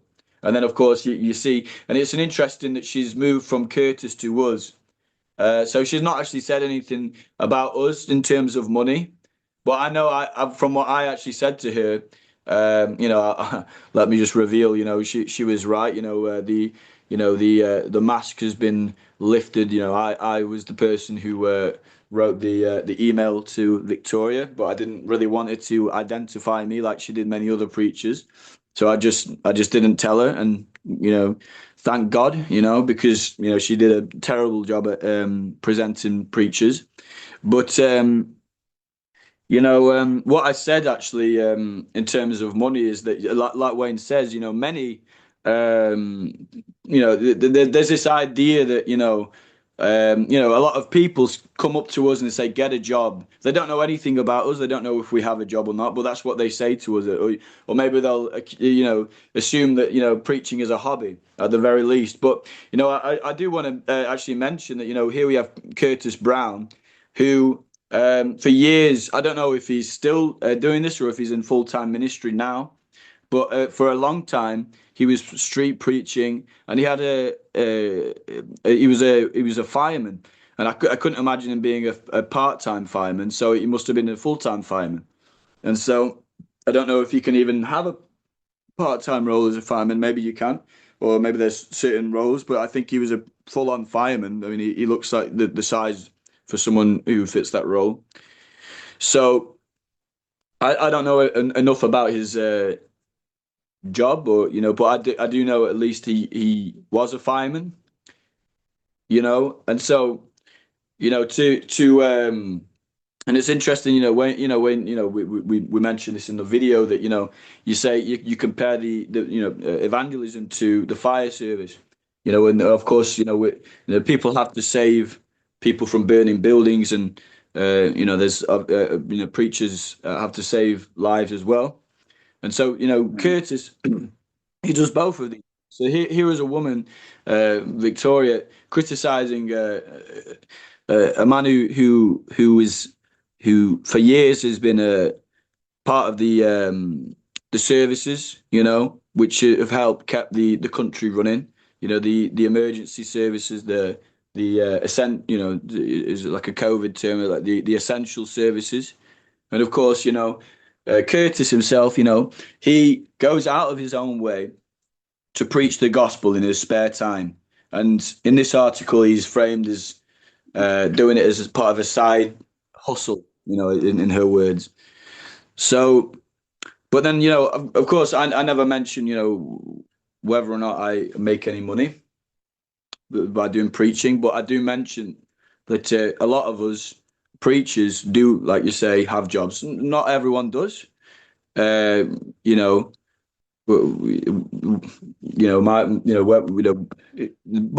thing is but here we know my point is this is how we're introduced. It talks about Curtis, specifically about money, and how he's using sensational messages to gain attention, and and perhaps he's even she's even I assume maybe this is my perspective, which is accusing Curtis of proselytizing young girls to make money. Is that what she's saying? That's kind of that's what basically what she was inferring. And then she uses that as a platform to speak about us in our ministry and our videos, and the sensationalism within our content with Kingdom Force and the Kingdom Force UK team. And of course, we're within this article we're presented as perhaps the radical preachers. But the only image of us, there's one image of us, like we say, Joseph. It's not obvious the color of his skin, but whilst there are many evangelists within our network who are coloured. Wayne, of course, is collaborates with us and many other people. But the three. She mentions that our ministry or YouTube channel is made up of 3 people, none of which are coloured. We're all white, and how I've presented this message to her, my email, is that this is a Kingdom Force message from Kingdom Force. It's not a message from Zach; it's a message from all of us. So that's 3 people. None of which are white, so none of which are coloured. We're all white, and then of course there's other people she interviews within this article who are also white, but she doesn't present any that person either.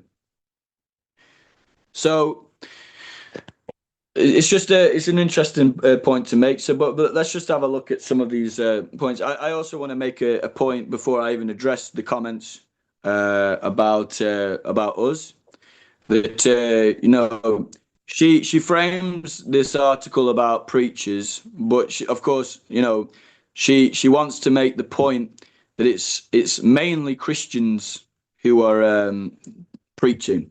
She says occasionally there are Muslim preachers, but they're far outnumbered by the Christians. And whilst this may be accurate,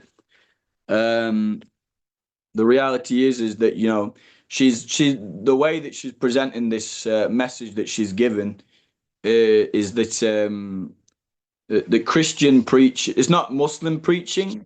She's not talking about Muslim preaching. She's not talking about the Jehovah's Witnesses preaching or their evangelism and their methods.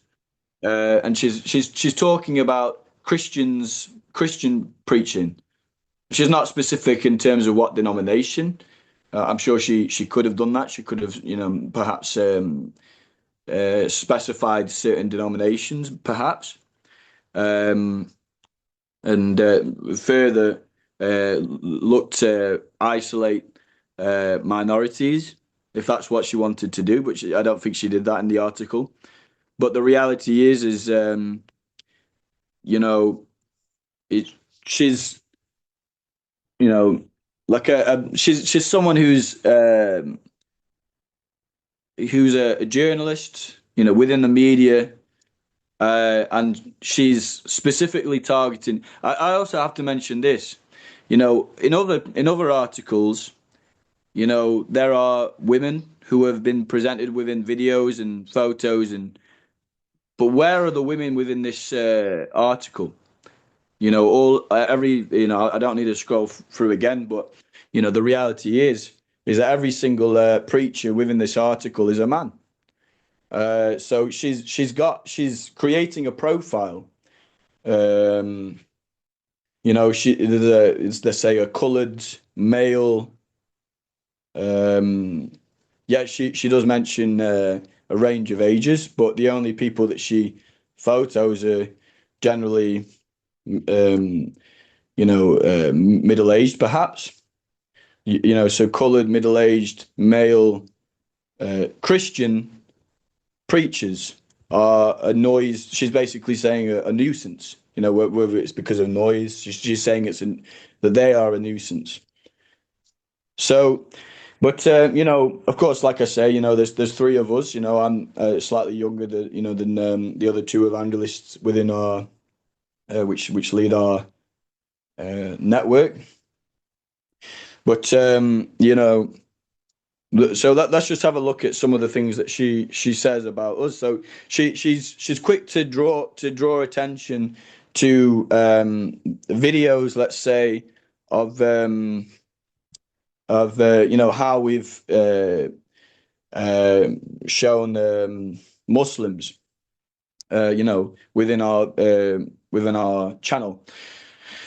So she reaches out to us, and it says she recognizes that most of our evangelism is on West Street and it's not on the Moor. But you know, she points out two videos that she views as sensational. So let's have a look at these two. So Muslim healed in the name of Jesus from 30-year football knee injury. Well, okay, yeah, it's about. I can see that you know it has Muslim in the title, but and the video actually shows him saying something like Allah Akbar at one point. So it's not like I've just said that because he's coloured. You know, there's a reason why I've said that. But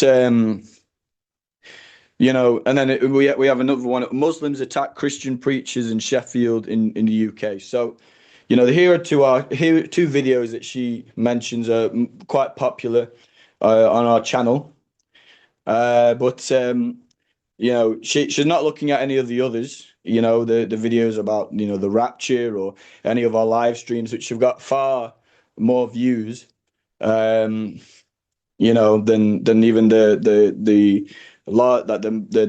most popular long form video that we have, or any of our, you know, she mentions one of our shorts, but from one of our younger preachers within the group, you know, within our network, let's say, you know, not one of us three, but so she mentions these things,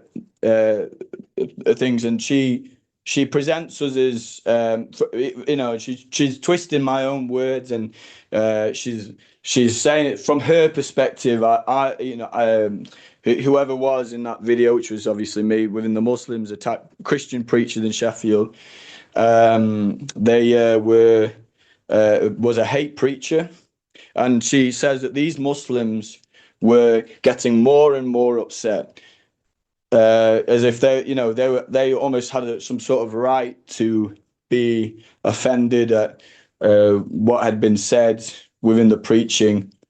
But the reality is that she completely took that video out of context, because the video starts with Lee preaching, and of course he's just saying Jesus is the way.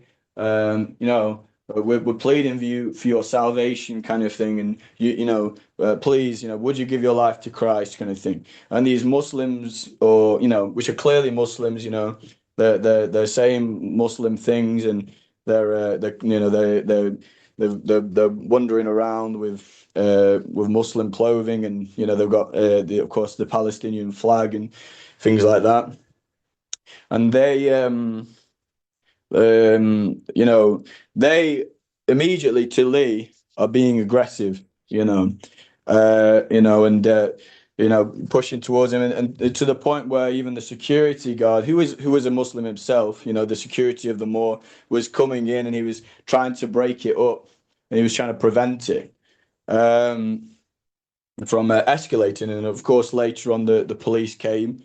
But you know, they didn't really do anything, you know, as the person who filmed it mentioned. I should actually address that person as well, the person who filmed it, because there's a comment here that that the narrator calls these men rats, but you know, these were not our actual words. You know, the words of me, or you know, the other people from the group. This is you know, actually this was a video. This was a videotape. You know, I took this video as a I re-uploaded this video onto my channel, Originally, this video gained 90,000 views on someone else's channel, but then they took it down, and the only record of it left was from our channel as the re-upload, and you know, this guy, perhaps he had I don't know if he had a political agenda to his video, but you know, these were his words, and you know, this is, you know, how he viewed things, and to be honest, you know, I don't think he was calling them rats as a racial term or a religious term. I think he was perhaps talking about, you know, their behaviour and the fact that they were at one point, one of them actually swings at Joe and tries to punch his speaker. I should mention, and you know, of course, they're trying to stop us and silence our equipment throughout the thing. And I should actually add a little bit of background behind that, because later on, that some of the very same people within that group even threatened to kill me. You know, so is this just a young group of Muslims who were upset? I don't think that's an accurate description of exactly what happened. You know, and you know, I should even address that. You know, the video, you know, which we're making. Obviously, I should. You know, we obviously we film around the that hotel where I was strip searched. And the you know, the reality is that, you know, at least one of those people in that video, you know, the one who actually threatened to kill me, you know, was lived in that hotel, and I actually saw him regularly. So you know, that's enough about that though. But you know, I also want to mention that um, I don't know if you wanted to say anything, Wayne, before I continue about this, but. You know, also there is, you know, if we look further down, you know, it mentions this, you know, that you know, on West Street, we one of our preachers, you know, he was preaching to a young couple, and he said to them, you know, that they should. You know, they basically, even though they're born again, they should leave their life of sin, and they should, you know, they shouldn't be out night clubbing. And of course, she presents this again in terms of the message that we're preaching, rather than anything to do with the amplification. In fact, she even recognizes that we didn't mind making compromises about the sound system, but here she's talking about more about our message than the actual noise that we make. And she says, the preaching videos uploaded by Kingdom Force seem to center at least as much on the stick of damnation as they do on the carrot of Jesus' love. Well, I don't really know what you have to say about that, Wayne, but you know, it's a bit of a, you know, it's I don't know if she's trying to have a joke here. Is this something? Is this like sarcasm played in again within the article? Is that appropriate for this piece? You know, which is of course very politically charged. I don't know if you have anything to say about that. You know, it's a little awkward, isn't it? Because on one level, uh, she presents herself as a journalist, and she has my artistic license. She can say whatever she wants. It's a business, isn't it? And um, people forget that journalism is a business. They want to attract people to their readership, and of course, whatever way they can make money. So they're making money, like Victoria, more than likely. Her articles are online, so people can read her articles wherever they are, and make lots of money. And of course, they are charging people for that benefit, because you have to subscribe, and if you want to read the whole article, you have to subscribe. etc. And she wants to be controversial, because she wants to make sure that the article is written in such a way that that they will tell their friends and get more people online, more people to subscribe. She's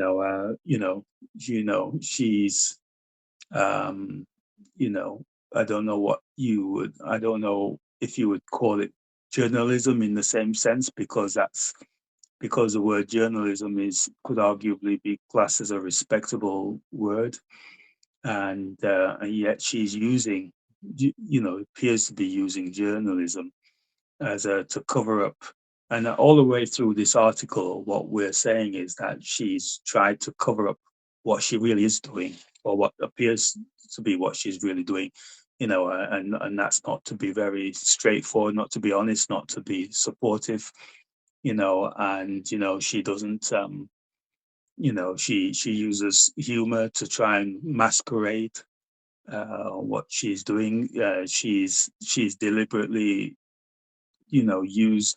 tried to use various things right all the way through. She's kind of just picked on little things, which she knows could well, stoke some interest, or should I say, some people sort of thinking, hey, we don't want nothing to do with these people, even though these people are good for the city. And she doesn't speak up against the negativity that's coming from other sections, and she tries to cover up what some people are doing. Like, for example, there's an indication that she's covering up some of the things, that comments that's made by councillors, and what have you. So I don't think she's been as straightforward and as honest, and she appears to be using journalism to hide behind what she does. And of course, she's getting paid for it, so she can call herself a journalist and get away with it. You said right at the beginning, about the word, the microphone bit. Again, she tries to say that street preachers have microphones in common. I remember saying to Victoria Monroe, I said, look, Kemi Badenoch had gone into the streets with a microphone and was telling people, her policies and the reason why they should vote for Conservatives. Jeremy Corbyn went right around the country when he was leader, especially when leader of opposition, and he still does it now. And they can't do without a microphone, and I don't know many groups who can do without a microphone. Some people got bigger voices than others, and microphones are used quite widely by people, whether indoors or outdoors. And we know this is that outdoors, you probably need microphones more than any, because today is a very windy day. We're in a windy season, and of course, if you want to make sure that people are clear about what's been said, or to hear what's being said, then that microphones makes a big difference.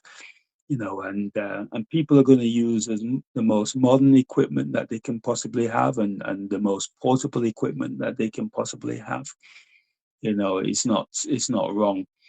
The fact that she has targeted certain people, as you've highlighted,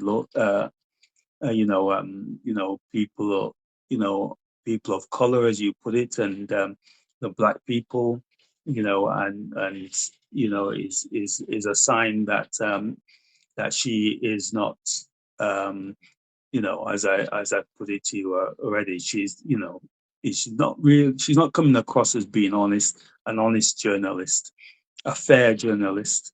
And even whether or not she should call herself a journalist, because I'm not too sure that's journalism. you know, she doesn't seem to represent people. And yet she's tried to write the article as if she's representing the people, you know, and, you know, so we just got to, you know, I'm hoping that people's eyes will, as I said already, I'm not sending anybody to read her article, because you're going to have to pay money to read stuff that was never, you know, it was never really meant to be anything more than a money-making scheme. I think that's what her article seems to be. I don't know if that's what all her articles are like. I haven't read any of any more of her articles. You know, I haven't read any of the two colleagues' articles. But if they put that one out as being a money-making plan, you know, to keep her in a job, and to keep the name of their newfound organized journalist business in place, then you know, to me it's just money making, you know. And I think we should just highlight one thing. I don't know if we already have. We've said quite a lot of things, and because we started by talking, we made mention of money and said, okay, let's look at this, because again we said, okay, look, the council say that street preaching is driving people away, and we've already highlighted that there's no evidence of that. She didn't present any evidence of that, but she got away with saying it.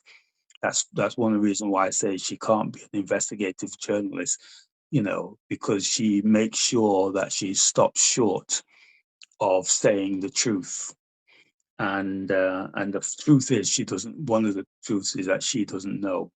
You know, she doesn't highlight what policies are driving people away from the city. She doesn't say how many people have left the city as a result of people who are sharing the gospel.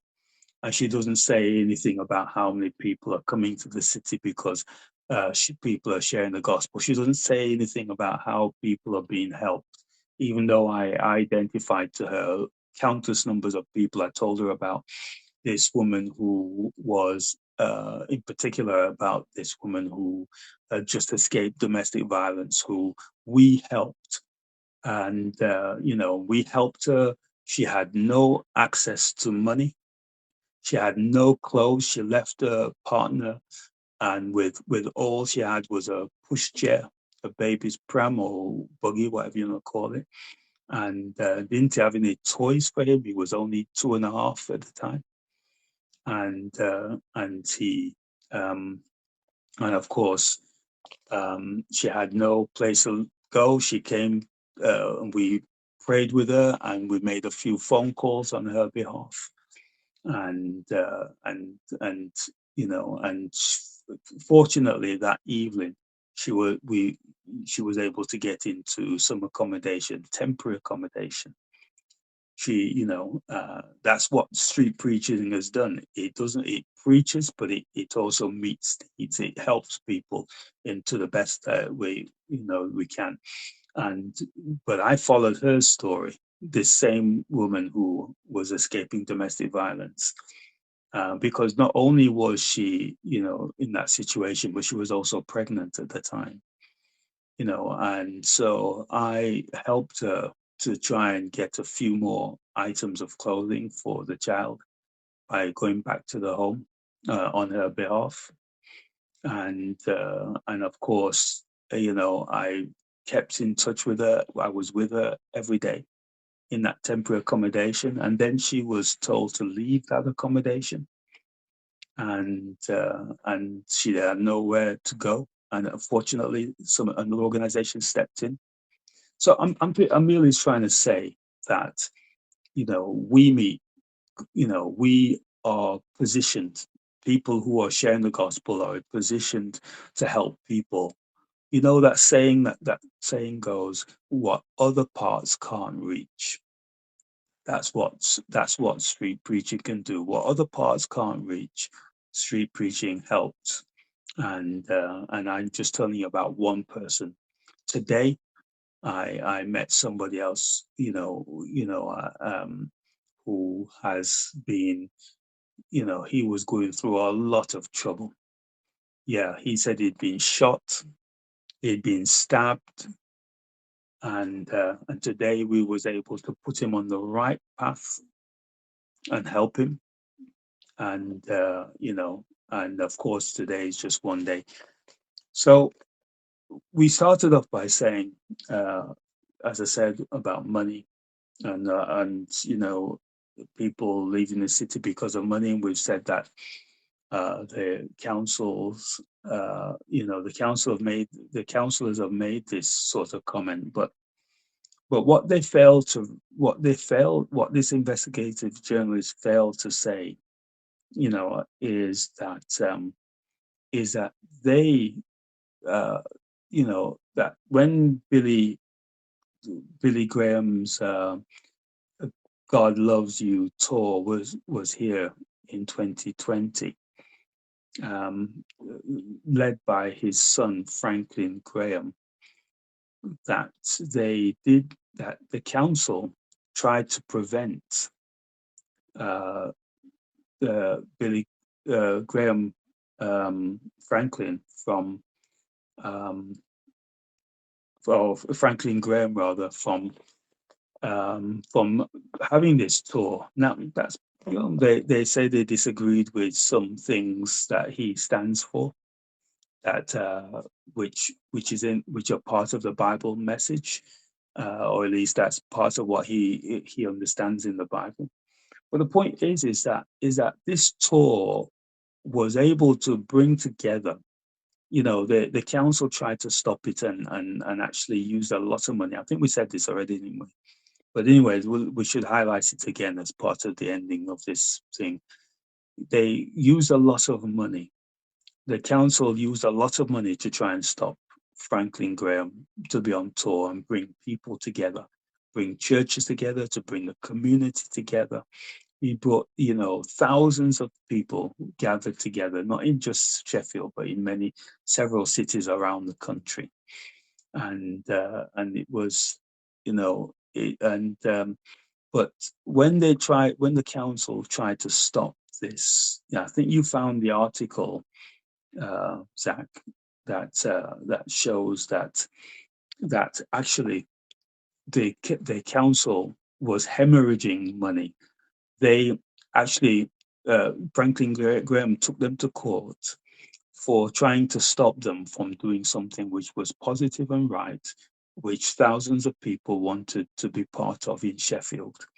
And it cost Sheffield thousands, actually nearly, if not over, £100,000. That's how much the council had to pay because they lost the court battle.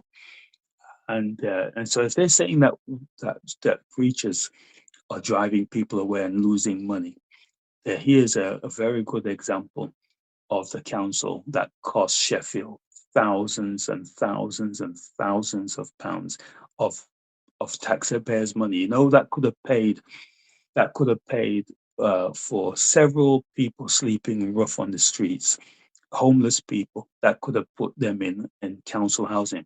It could even have bought, could have easily put many people in council housing. That woman who needed some help, having escaped domestic violence. How many other women and men escaping domestic violence that £100,000 could have helped? How many salaries could have been paid out of that for a whole year? For a whole year, you could pay. Let's say you're giving somebody, let's say 25,000 or 28,000 or whatever out of that money.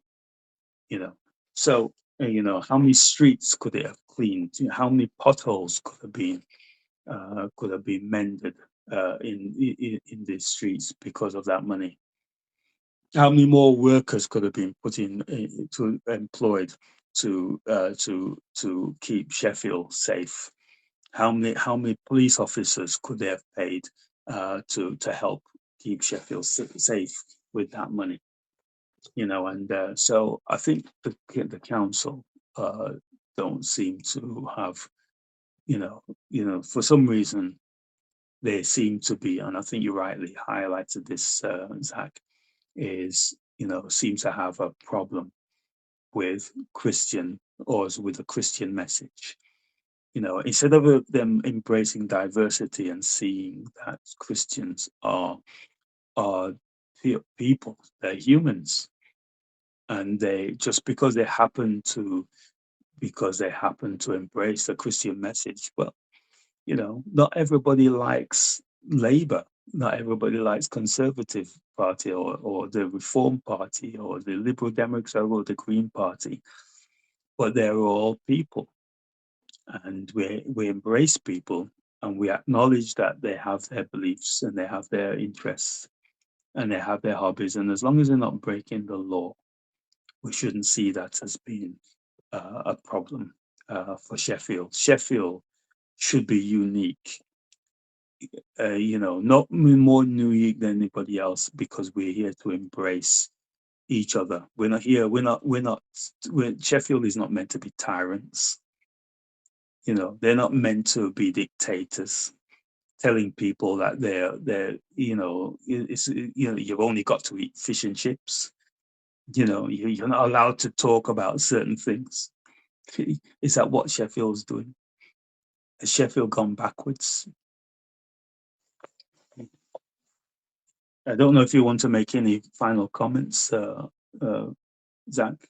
Yeah, well, building on what you were saying about the in terms of the message, it's interesting that how she presents the Christian message in this article, and I suppose this is something that she has in common with Laura, in the sense that that there's a phrase it's like an American phrase, used by many people who are perhaps anti-Christian, or they don't have they don't like the Christian. They say there's no hate like Christian love.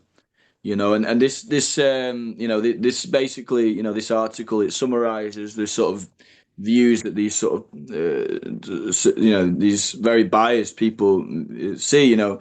For example, she's running throughout the article, she's just making mentions of hell and maybe the love of God, but in from the perspective of hell. She only seems to quote Wayne in terms of, for example, here we can see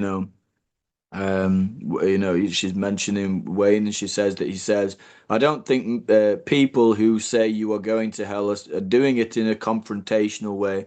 I can only assume they're saying it out of love, but some people might see it in that way." I don't know if she twisted what Wayne said, or mishandled the interview she had with Wayne, but with you, but.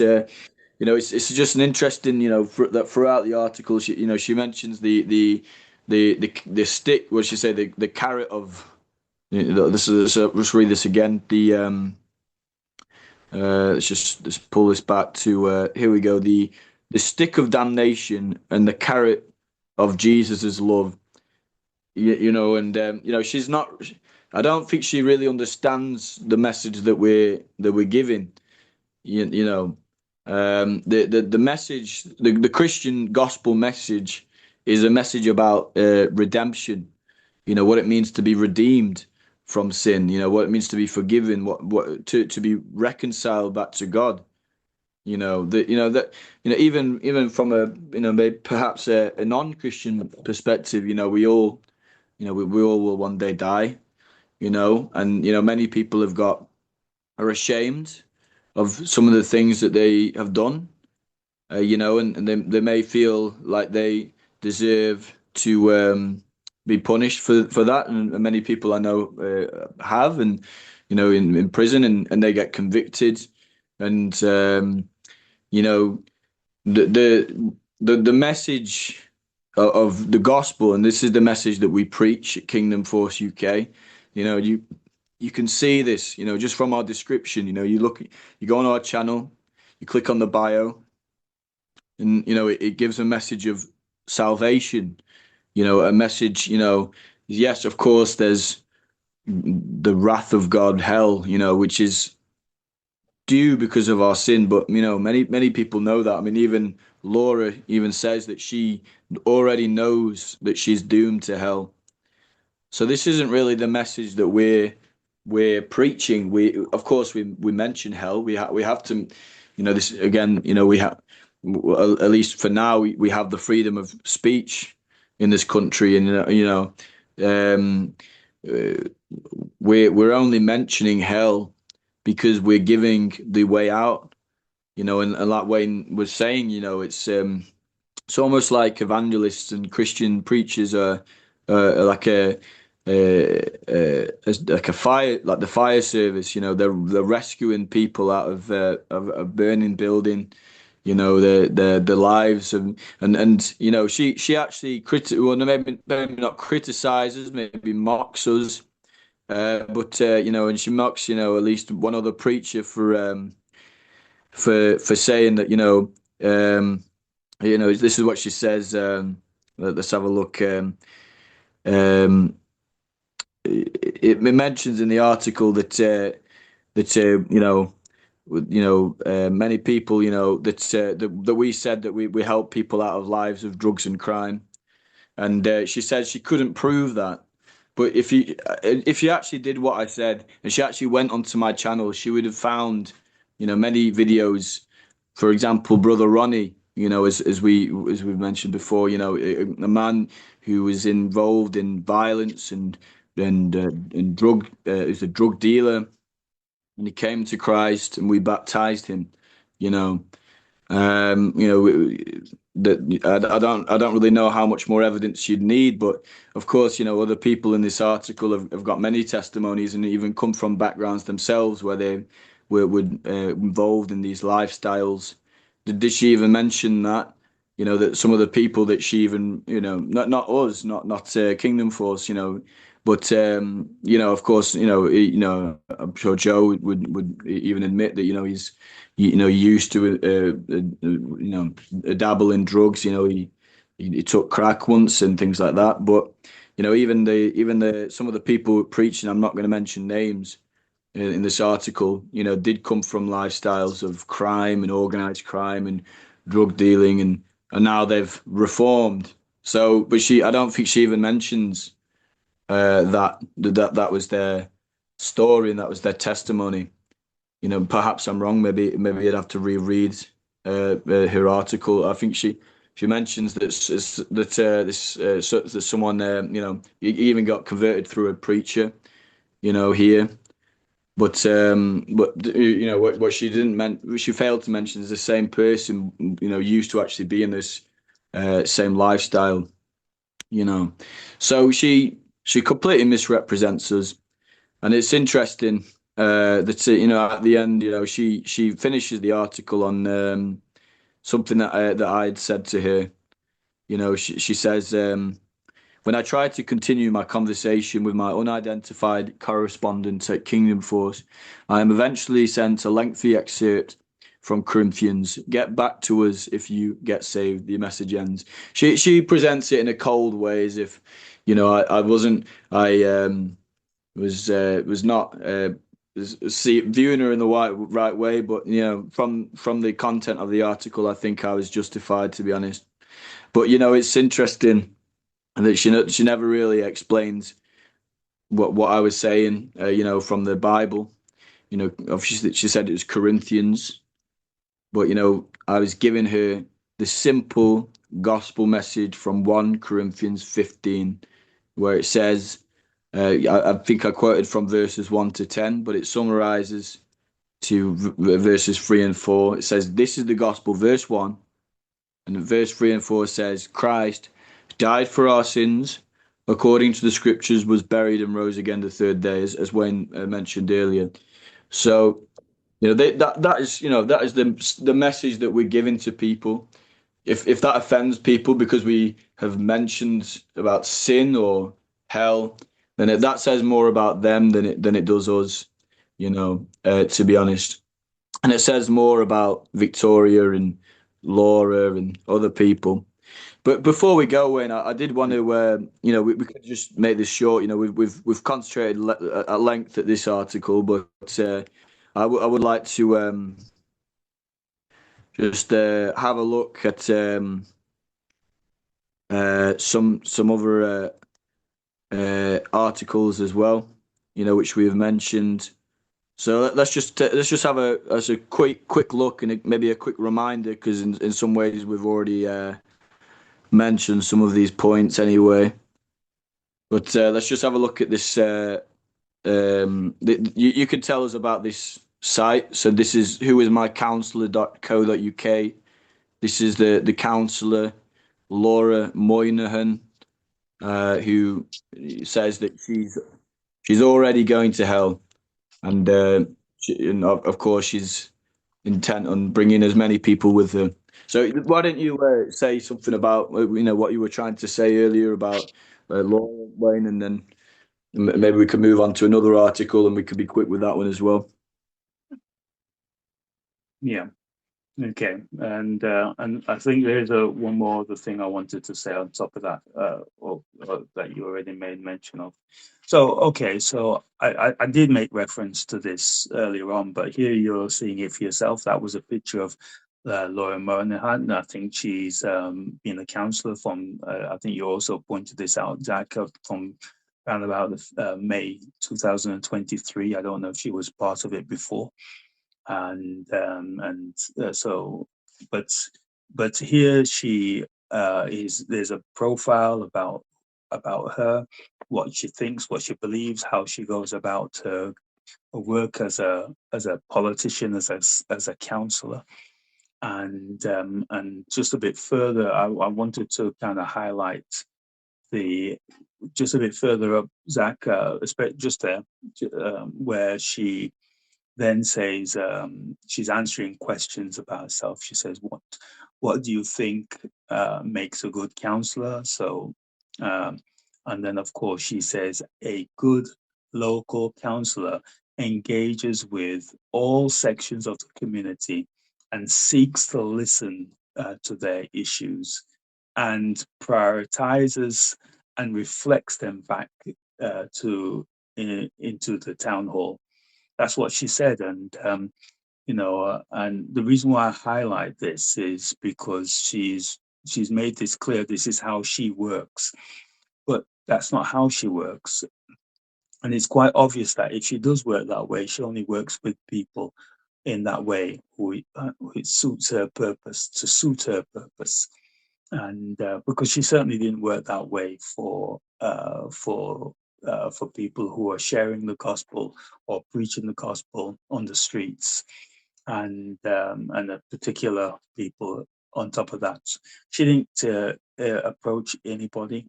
She approached one of the street preachers. She, as you highlighted, Zach, in the article that appeared in the newspaper the following day, it says that she was on her way to buy some fish. I mean, what kind of reporting is that? That a journalist says of, they're obviously trying to point out that that she didn't notice what was going on. Her part of her portfolio is that she works with communities, and she's supposed to know what's going on. She said she was on her way to buy some fish in the market, and she saw somebody preaching the gospel, and they said to somebody, "You're going to hell." Now she didn't talk about the context of that. She didn't approach the person and say, "Why did you say those words?" The reason why, more than likely, is because she knows that there was more context, and something else was happening. And even if, and we don't know if it's true, or if it's true, whether it was spoken in the way she said. And then she went on to say that actually there were some people sat down on one of the benches, and this woman was giving her child sandwiches or something, I don't remember what, and they got up and left when they heard, but how does she know that they got up and left? Because they heard the word going to hell. So again, we're highlighting the fact that this councillor seems to have something against Christians. You know, she doesn't like the Christian message. You know, some people don't like the party she represents. But it's not everybody gets to write an article in the newspaper in that sense against somebody who doesn't believe in something. But the point I'm making here is that the councillor Laura Moynahan said, "This is the way I work." She's clearly said that she's not a good councillor, because she said a good local councillor engages with all sections of the community and seeks to listen. She didn't want to listen. She doesn't want to hear. She's not interested in what anybody else is saying. We're a diverse city, Sheffield a diverse city, but she wants to be, it seems like she wants to be a dictator in the city and say, oh, you know, there's no freedom of expression, there's no freedom of speech. What's she trying to do? And I think if people genuinely realize that this councillor had behaved in this way, and this is the same councillor that they voted in, the question is do you really want a councillor that doesn't represent the people? Okay, she represents your view. You don't like Christians. If you want somebody who represents the council, who has no interest in people, in humans, in Christians as humans, then Councillor Laura Moynahan's the one to vote for. But if you want people who are taking people into account, remember, these people who you vote in are going to form policies based upon the same thing. They're going to miss people out. That's why you've got, why you're going to find some policies that don't align.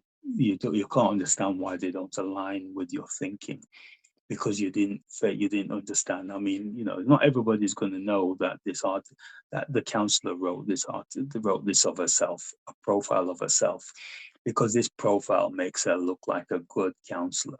This is what we do. But you hear is contradictory. It's contradictory, and you might want to argue it's hypocritical. It does not represent the truth of who, she's not representing herself as being honest and to be a person of integrity. This is what I read from her article. I would say to Councillor Laura Moynahan, if you don't want to listen to people, don't say you want to listen and then don't listen. Isn't it better that you step down and tell the people, look, I don't want to listen to anybody, and or you only want to listen to who I want to listen to, dismiss everybody else? So yeah, I'm concerned about what the Council of Moynahan has said, and I'm equally concerned that Sheffield Tribune, Victoria Munro, didn't have, because I believe that I can't prove it, but I believe that the Victoria Munro actually read this. I believe she saw this, because she can't be an investigative journalist and not have seen this and known that it contradicts how she presented herself, how the councillor Laura Moynahan presented herself. There's no way that she didn't see this. There's no way that even if she didn't see it, she doesn't know that this article exists. And she seemed to dig up a lot of things about these about the preachers on the street. So that means that she was only prepared to mock the Christian voice. She was only prepared to give a false or weak profile of the Christian street workers, street preachers, and not really represent represent the voice of people who are doing some good work in generally, and she's not protecting the voice of the street preacher because now she's framed the street preacher as though they aren't people that we should are worthy of the support or the protection of the council or of the authorities or of the police, and that they should and in fact what this councillor did and have done, and what Victoria Munro has done, is given the people the right to mock and say lots of false things, referring to them as Manic, as people that people shouldn't care about. Well, I'm sad that that they have resorted to that form of tactic. I'm very sad that that they didn't think of Christians, or especially Christians who are sharing the gospel on the streets, as being human beings who have changed their lives or have moved on with their life, and see the value, know there's a value in knowing Jesus Christ as their personal savior. Now, I'm hoping that the people people in Sheffield, will see the value, even if they don't want it for themselves, even if they don't fully understand it. I read a scripture earlier on saying that it's important to understand, but if you don't understand the message of the gospel, then you're going to get everything wrong. It's important to understand, but how you can understand if you already dismiss Christianity and dismiss the people, and if you're not going to be honest, and if people are not going to be honest and own up to that, then we're in trouble. Then there's a trouble afoot, So, I want to make it clear again. This is about freedom of expression, and Christians have a right to freedom of expression.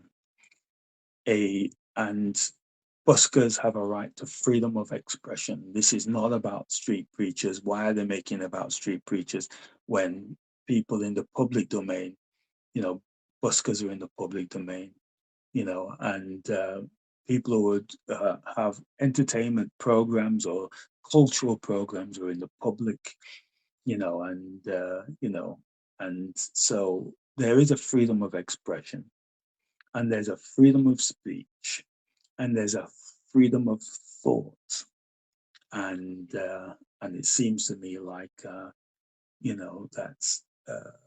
that it seems like this Victoria Munro or Sheffield Tribune and Councillor Laura Moynahan, and maybe the councillors generally, I don't believe that all councillors are thinking that way.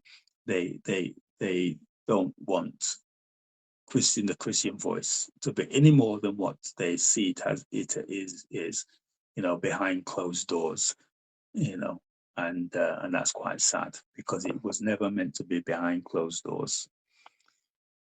I just want to remind people that there is a petition, and the petition has garnered, as Zach mentioned, nearly 1,000 signatures in total, and there has been a counter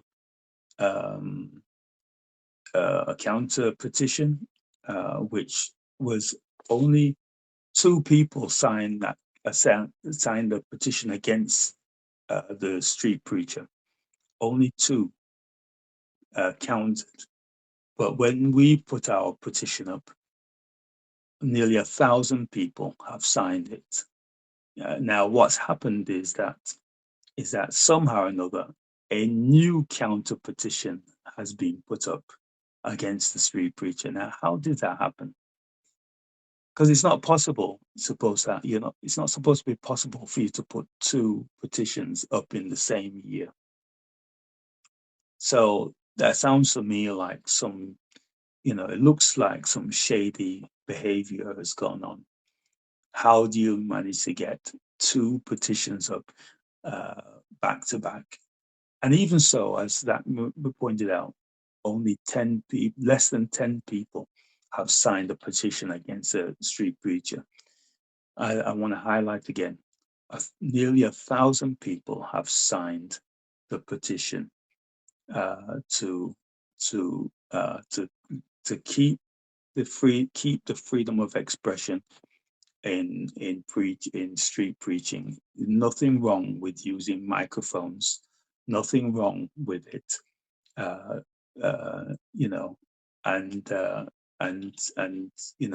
We shouldn't think that there's anything wrong with it. When the tram lines will more likely be on again this year. Zach highlighted that, but what's wrong? They're going to use a lot of music and they're going to use a lot of microphones, and and so there ought to be a voice for the Christian, and we need representatives in the council who represent the Christian voice. Where are they? Because I don't believe that Councillor Moynahan is one of them. And I don't believe that the Sheffield Tribune is interested in having the back of the Christian voice. Where is the Christian voice amongst the 600 plus councillors in Sheffield? There's a lot of councillors in Sheffield. I don't know if it's 600 or 600. I can't remember how many again.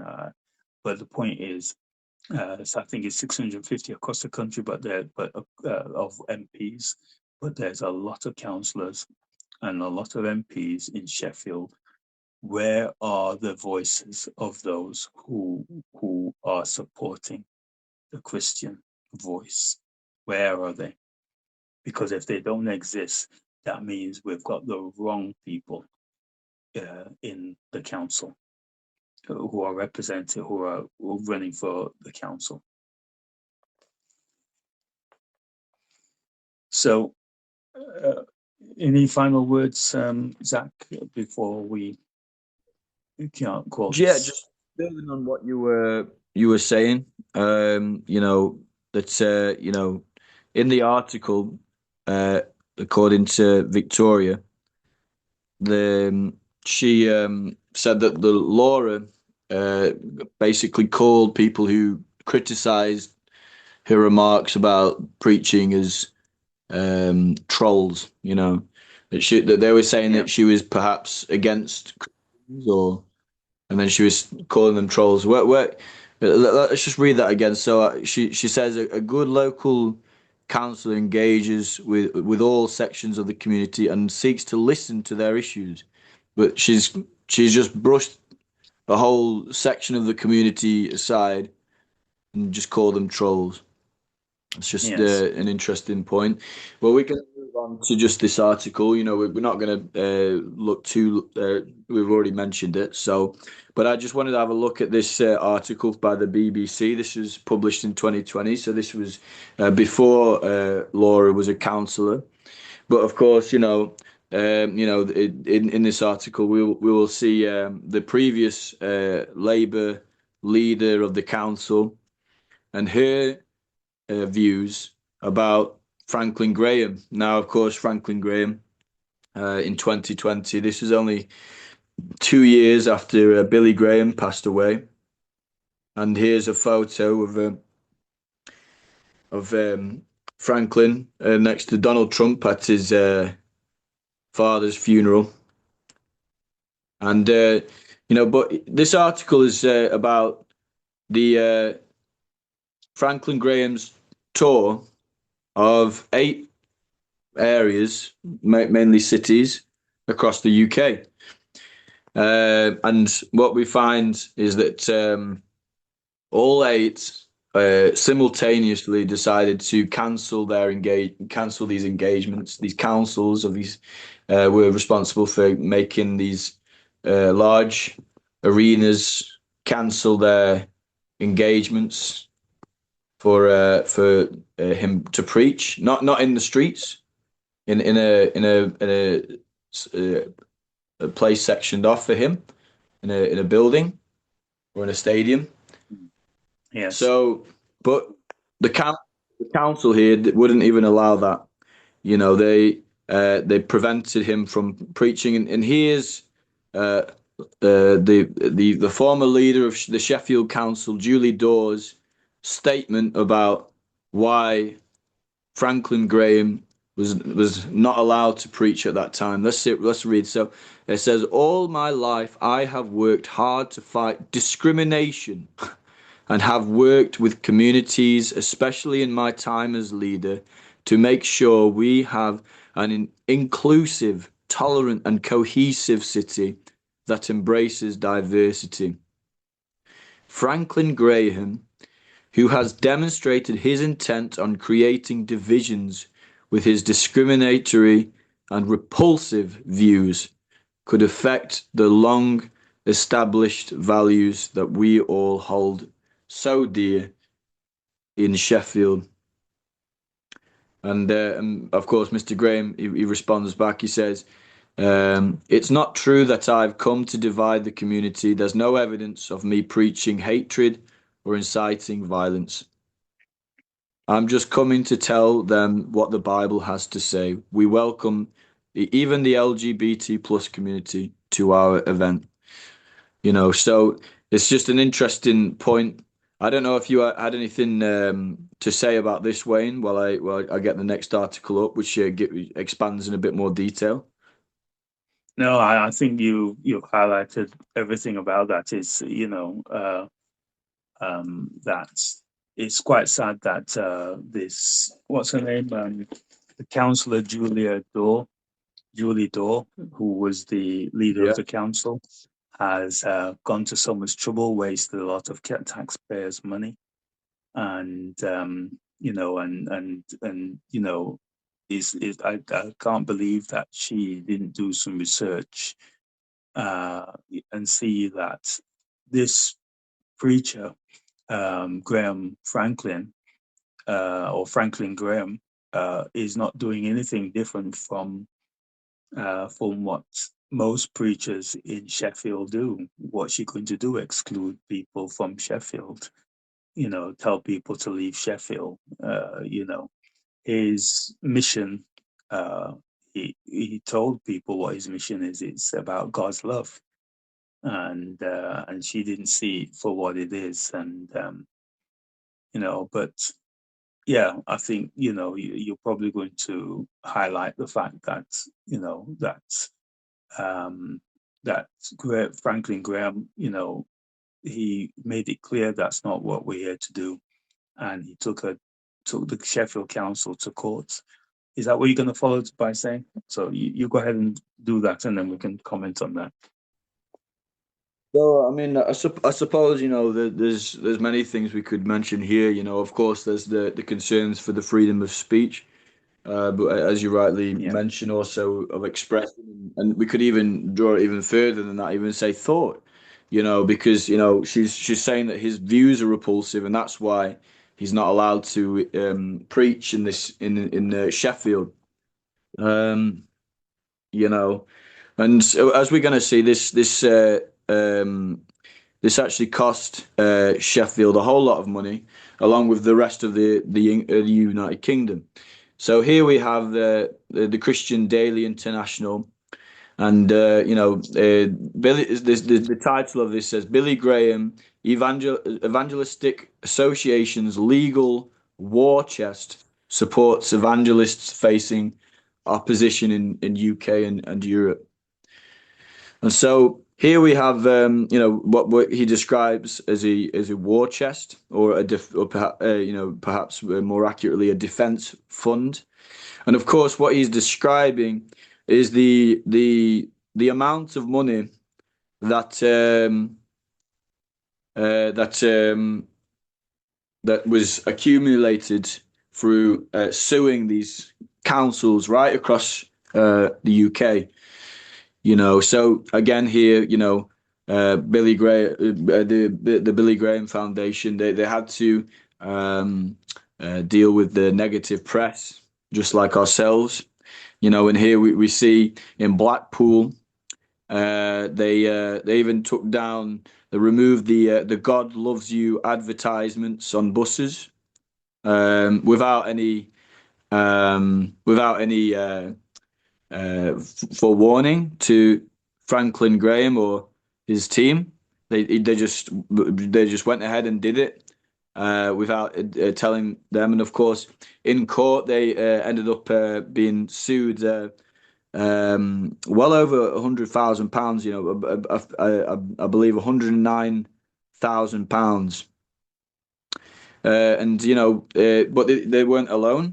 In Glasgow, they were sued just under £1,000, and this is public information. Franklin Graham, he described this, how all 8 councils cancelled on his engagement, and he wasn't told by any of them that that this was going to happen. They never even told them, except for one. But even that one, which did, only basically told them, and when they tried to reason with them and explain to them what they were doing with the council and these stadiums, they said they weren't interested. They weren't interested even listening to him or his team. And so this is what he calls a black swan, and he compares it to COVID-19. Of course, COVID came straight after the ban, and it further jeopardized their operation in the UK. But then when that finished, eventually they did come to some sort of, after the Sheffield Council was sued an untold amount. They ended up coming to an agreement to terms where they could preach in 2022, in October 2022. So here we go. It's £97,000 in Glasgow. They were sued. Let's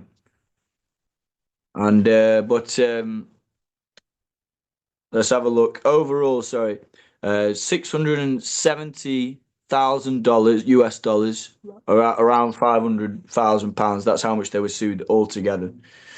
And so this is what he calls the defence fund for Christian preachers, which he decided to donate to preachers within the UK. People who, in his own words, are actually doing the work to spread the gospel message. If they are dealing with problems within politics and the public square and within law, if they're dealing with these problems, then they can, this money can help fund them to reach out to, Christian NGOs or Christian law firms, which can help them to stand up for their rights, in court or within politics. And again, this is, he describes this as a war chest, and there was another organisation which I believe donated a further £500,000. So this war chest is just over £1 million altogether. For people, if anyone is struggling with these issues, surrounding amplification or preaching, perhaps this could be an opportunity for you. If there's still, maybe we'd have to do more research, Wayne. I don't know, but we could perhaps do more research into this. Maybe this is a possibility for us. To help us. Yeah. But it's just It's just to be mindful, though, that there are people, and it was interesting in this article as well. It mentioned that I think it's something like the council in Sheffield were responding to something like 22 um, victim like LGBT support groups who threatened to protest or something, and that's why they cancelled it. But there were over 130 churches which stood up for Franklin Graham across the city um, for him to preach in Sheffield. But of course, as Wayne said, it only really takes one or two voices which oppose, which makes people uh, try and clamp down on these things. So again, it's not about money, clearly, or otherwise they wouldn't, they wouldn't be thinking about the protest groups. Um, they'd be thinking about being sued. Maybe they didn't realize they were going to get sued. I don't know. But this is I don't know if you had anything else to say about this, Wayne. No, I think it's good. I think I mean, you said 500,000. Of course, 500,000, let's call, when you say it's 500,000, because that's what it is. I mean, 500,000, I don't know if it sounds a lot to people, but 500,000, when you use the word million behind it, then you'll see that it's a lot of money. And it's a shame. And of course, as you rightly pointed out, they probably didn't think that. They thought, oh, we'll just raise our voices against this man coming to town, and that will be it. Not realizing that he was going to fight back. It so happens that I went to a church, maybe, I don't know how long ago it was, maybe about 2-3 years ago. No, actually, it was when Billy Graham actually came, and I didn't know that this campaign was on, this campaign against Billy Graham, or Franklin Graham himself.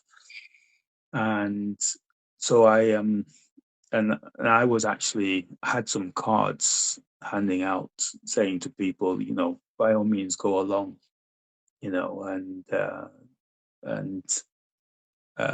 so I went to this church, and they had this like communal meal for everybody can sit down, and I just gave out some to people.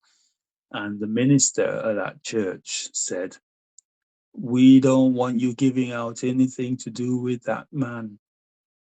And I said, "Oh, well, what's wrong?" They said, and they told me that they, they disagree with, some message, and yet they're preaching the same Bible.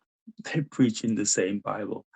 And so, of course, some people are going to read the Bible and get a slightly different view. They interpreting it in let's say their own way. And but the point is that that's not what Billy Graham or the Franklin Graham was doing. And they should have recognized the freedom of expression, as you clearly pointed out, and as you rightly said, the freedom of speech and the freedom of thought, and Billy Franklin Graham didn't arrive to preach, and he wanted to bring people together, and people to have the central message, which is to know Jesus Christ as their personal savior. God can work out everything else, and because we know that must be true, because here's this church who doesn't agree with one aspect of things, and there's another church that says, oh no, that's a counter view. But we all acknowledge Jesus Christ as being the central message. And so yeah, but it's sad that we had 6 councils around the country who, instead of them being embracing of diversity, they turned their councils into some kind of authoritarian voice, and denied vast swathes of people, Christian voices, the opportunity of getting together with many others, in the city.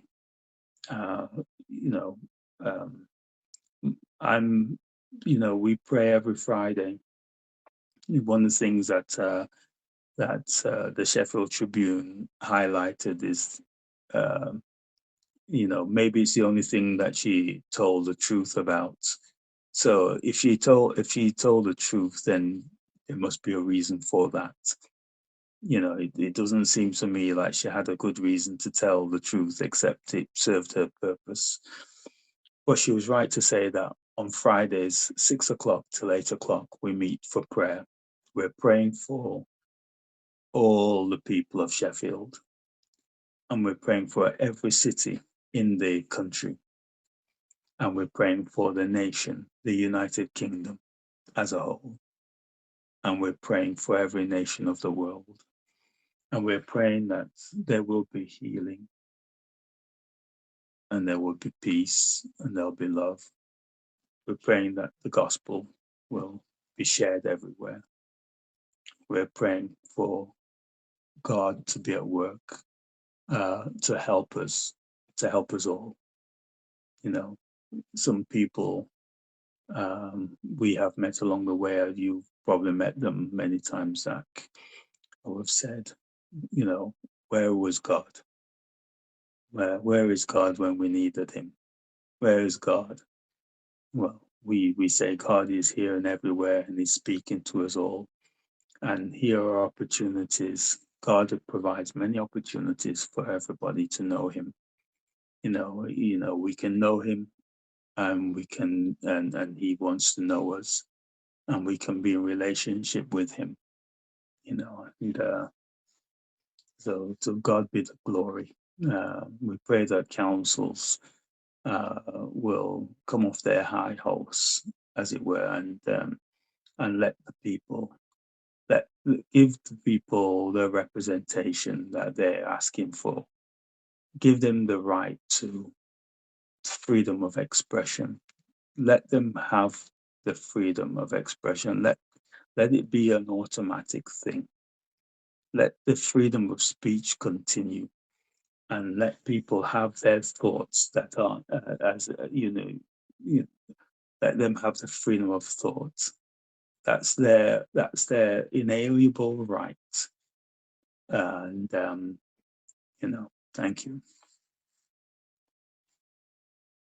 Yeah, amen. And I just I suppose in the rest of the video we talk about revival, and of course we've mentioned a little bit about that here as well. But do you believe that people like these council members and media actors, are they is it their desire, are they seeking to stop this revival? And of course, the follow-up question would be, what can we do in order to strategize towards making sure that we continue to be a part of the revival and everything that God is doing? Well, I think one of the things that I highlighted is that we meet for prayer every Friday. So every Friday, 6 o'clock to 8 o'clock, people don't have to physically meet with us in Barker's Pool. But we would entertain the idea of people getting together, unity, and people getting together, physically getting together. It's such a powerful message. It tells people that we are together and we are interested, we want the right thing. I think Christians who are divided physically around the place, I mean, don't get me wrong, people have a right to do what they want in those general terms, but getting together in one place would send a clear message to the council that there are people who really want this. The council are afraid, and God drives out fear. He doesn't want us to be afraid. The council are afraid, and we need people. They're afraid. Maybe they think that they're going to lose money. They already highlighted that as a problem. They think they're going to lose money. They think people are going to leave the city if more people became Christians. They've got no evidence of any of that. The one thing that it will probably do for sure is that it will help to drive out crime. It will help to stop the abuses. It will help to deal with issues of isolation and loneliness, and it will help deal with issues of befriending and people who are elderly who need some support. There is evidence that will happen, but it will also mean that we will have a lot more people who are interested in work and for for paving their way in this city. It will attract more people to the city because people are looking for, I've heard it time and time again. I've seen the evidence. They want a city that has less crime. They don't want a city that's got more crime. I'm not. We need councils that are dealing with those issues, and I think the church deals with it highly effectively. I believe that more Christians actually would be a good thing for the city. We're not telling people they have to be Christians, and but we do know this is that there are thousands of people in this city, thousands upon thousands, who believe in the message of Christ, and all we're doing is serving those people, and we want the council to serve them as well. So the strategy for me would be to meet on Fridays, or to pray wherever you are on Fridays, 6 till 8. Let's show unity. And the good thing about Fridays is the end of the week. It's a time when people are looking to do something a little bit more relaxing. We can use the end of the week to give God thanks for how He's kept us, and we can also use Fridays as the opportunity to pray for the week ahead. And and yet they still have the rest of the weekend, Saturday and Sunday, and even after 8 o'clock on Fridays, to carry on enjoying themselves, getting together with friends and family and whoever else. And so that would be my strategy. I've seen, we've been praying in Barker's Pool for the last 5 or 6 years, every Friday without fail. Some people have gathered together to pray, and we're praying for revival. We're praying for God to be at work in a big way, in a sustainable way, and we want people to join with that prayer. And when people join with such a prayer, God will know how to answer, and He will do a lot of good for this city and for many other cities. So that would be my strategy. And because we've been doing it, and because I think Barker's Pool is a very good, because it's a safe area. There aren't too many roads. There aren't any cars in Barker's Pool. And it's a nice open space. It means that if children were running around, they wouldn't get lost too easily. Parents could locate them easily, and yeah, and it's probably one of the biggest spaces, arguably one of the biggest spaces that Sheffield has, open space that Sheffield has. There aren't any businesses around that if we wanted to make noise in that area. So that would be an advantage of it. And they could do with a few more seating, some more seating. There's some steps so people can sit on those steps if they want. But there are some seatings around for people who want to sit down somewhere.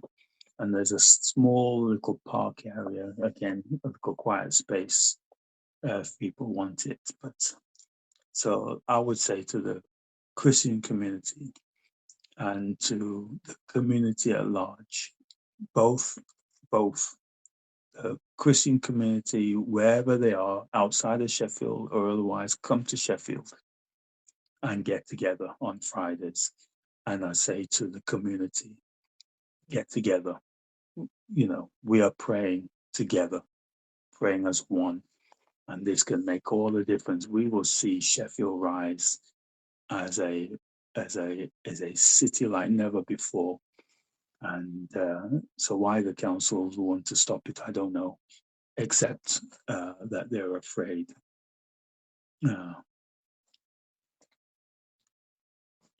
So that would be all I would say at this point on that matter. Amen. And also, to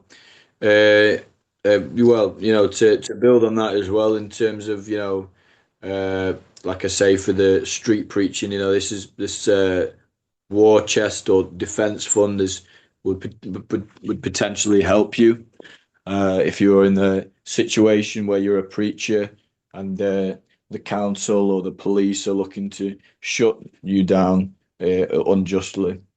And maybe a collective body as well. But another thing is in terms of noise nuisance, I just wanted to also address a way in you had some views as well about the decibels because they want to the idea is that they want to restrict the decibels to a certain volume. But tell us a little bit about this decibel issue and something to do with you were saying something about the cathedral and the volume of the bells. Within the chiming at 3 or 4 times an hour. You tell us a little bit about that. Okay, so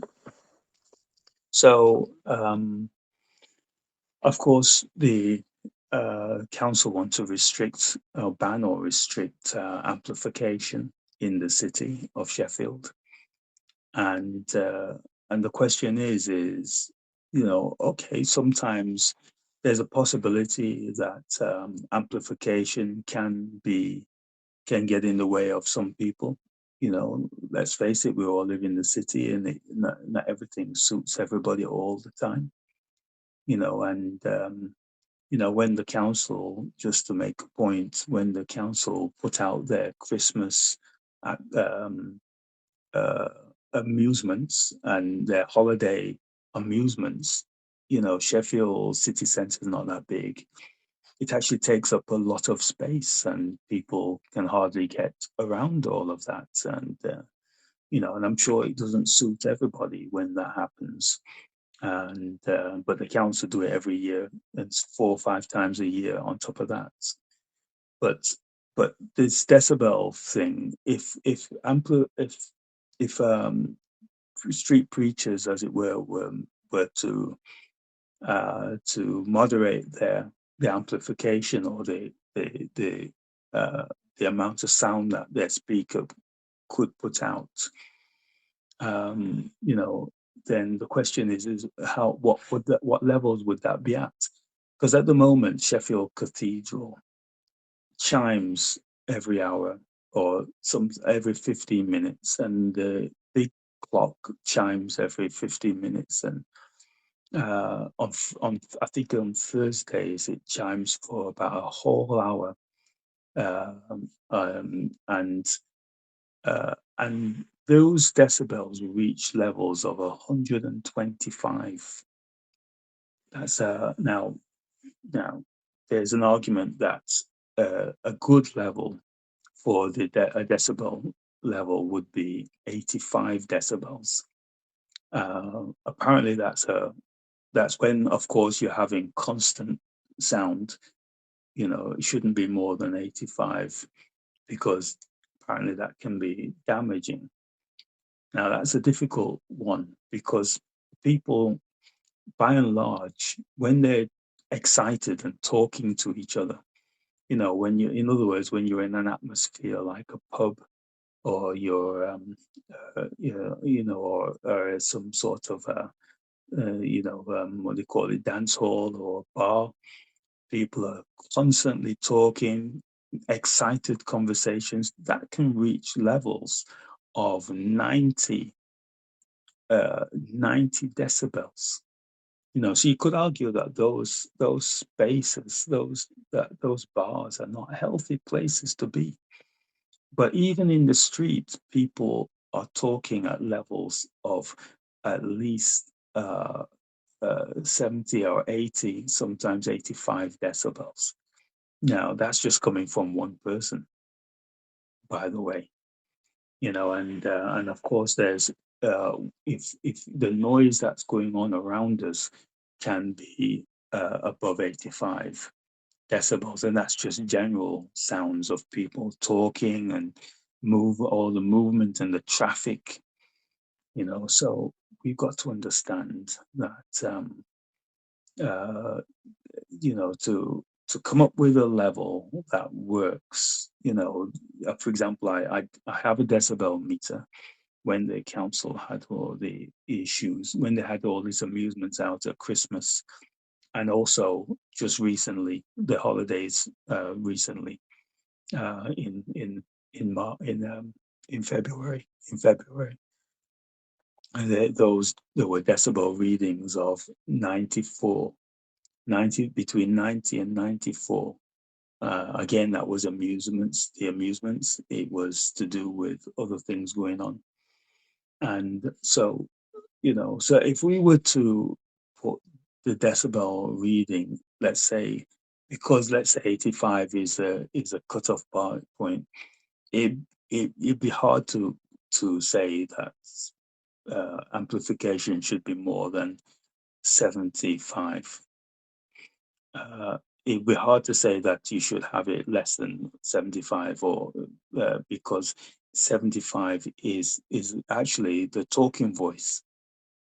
It's about is roughly around about the literal average talking voice. So you need the amplification in order, because the aim of it is to help people to listen, to hear. You want people to hear, and you want people to hear with clarity, because we know that muffled sounds can be more problematic or feel problematic to people. So that's one of the reasons for amplification, because it helps to bring out a more crystallized, more acceptable sound, and yeah. So of course, it'd be good for people using amplification to take the levels into account. I accept that, but most of the time, people using amplification are only using it for a couple of hours at a time in 1 week. I was speaking to a business just this week, just a couple of days ago, and I said to the owner of the business there, I said, how often she was complaining about some people. I was asking her questions just to get a rough idea of what's going on. She said her business opens 7 days a week. 7 days a week. And they're open from early in the morning till late in the evening. That means that if the Christian with his or her amplified equipment or amplification wanted to spend some time in some place where they can meet people and share the gospel, they wouldn't be able to do that because the time they want to use is within those 7 days. And if the businesses are saying, oh, we don't want them there at all, that means that they're not being fair and they're arguably being selfish. One of the arguments I used, and not just me, because one councillor said this too, they said that city centre is not designed for everybody. And one of the mistakes they've made is that they should redesign the city centre to allow more people everybody to be able to use the city centre. That's what we need. We need more people. We need more city centres redesigned instead of just having this back-to-back business, like terrace houses along the high street. Maybe you need to have a gap between a couple of the houses, and maybe they need a bandstand somewhere where people can go, where it's acceptable for them to go. And, of course, one bandstand means first come, first serve. But we wouldn't say that, the bandstand means the only place they should go. But at least it would be an opportunity for us to highlight that everybody wants a place in this city, and we shouldn't just think of it as just being for one set of people only. We need a redesign. We need cities to be redesigned, and fair enough if we had guidelines for amplification, but it's difficult. We managed before. We managed years for the last decades, for decades after decades. Noise has featured as part of our city. Noise, we've all, traffic can be 90 decibels minimum, average 90 decibels. What are you going to do? Say no more traffic, no more vehicles, and of course some people don't want any more vehicles. I accept that's true, but we also know that vehicles are also good, useful. It could be that you can make vehicles a lot quieter, but we can't get away from the fact that people from time to time need to make noise or will make noise. Yeah, so decibels is an issue, but if they silence the voice of the Christian or take away amplification, the question I ask is: should you take away should we stop the Sheffield Cathedral from letting their bells ring at 125 decibels? Should we stop the Sheffield town clock from ringing up to 125 decibels? Because that's what would need to happen. Yeah, that's the point I would make. All right, I say, well said, Wayne. Well, I'll leave it there. I'm hoping that this is well, it said it recorded, but I'm a bit confused now when I just looked at something. But I hope I'm hoping this whole thing was recorded and we can use this. So yeah, thank you for taking the time to share this message, and hopefully we'll have a good couple, maybe 2 videos about this. We could include some of it within the video that we're making now, and then another, perhaps a further video. Yeah, absolutely. And no, thank you for sharing this time with me. Okay. Yeah. All right. Nice one. All right. Well, have a good night. God. Yeah. Have a good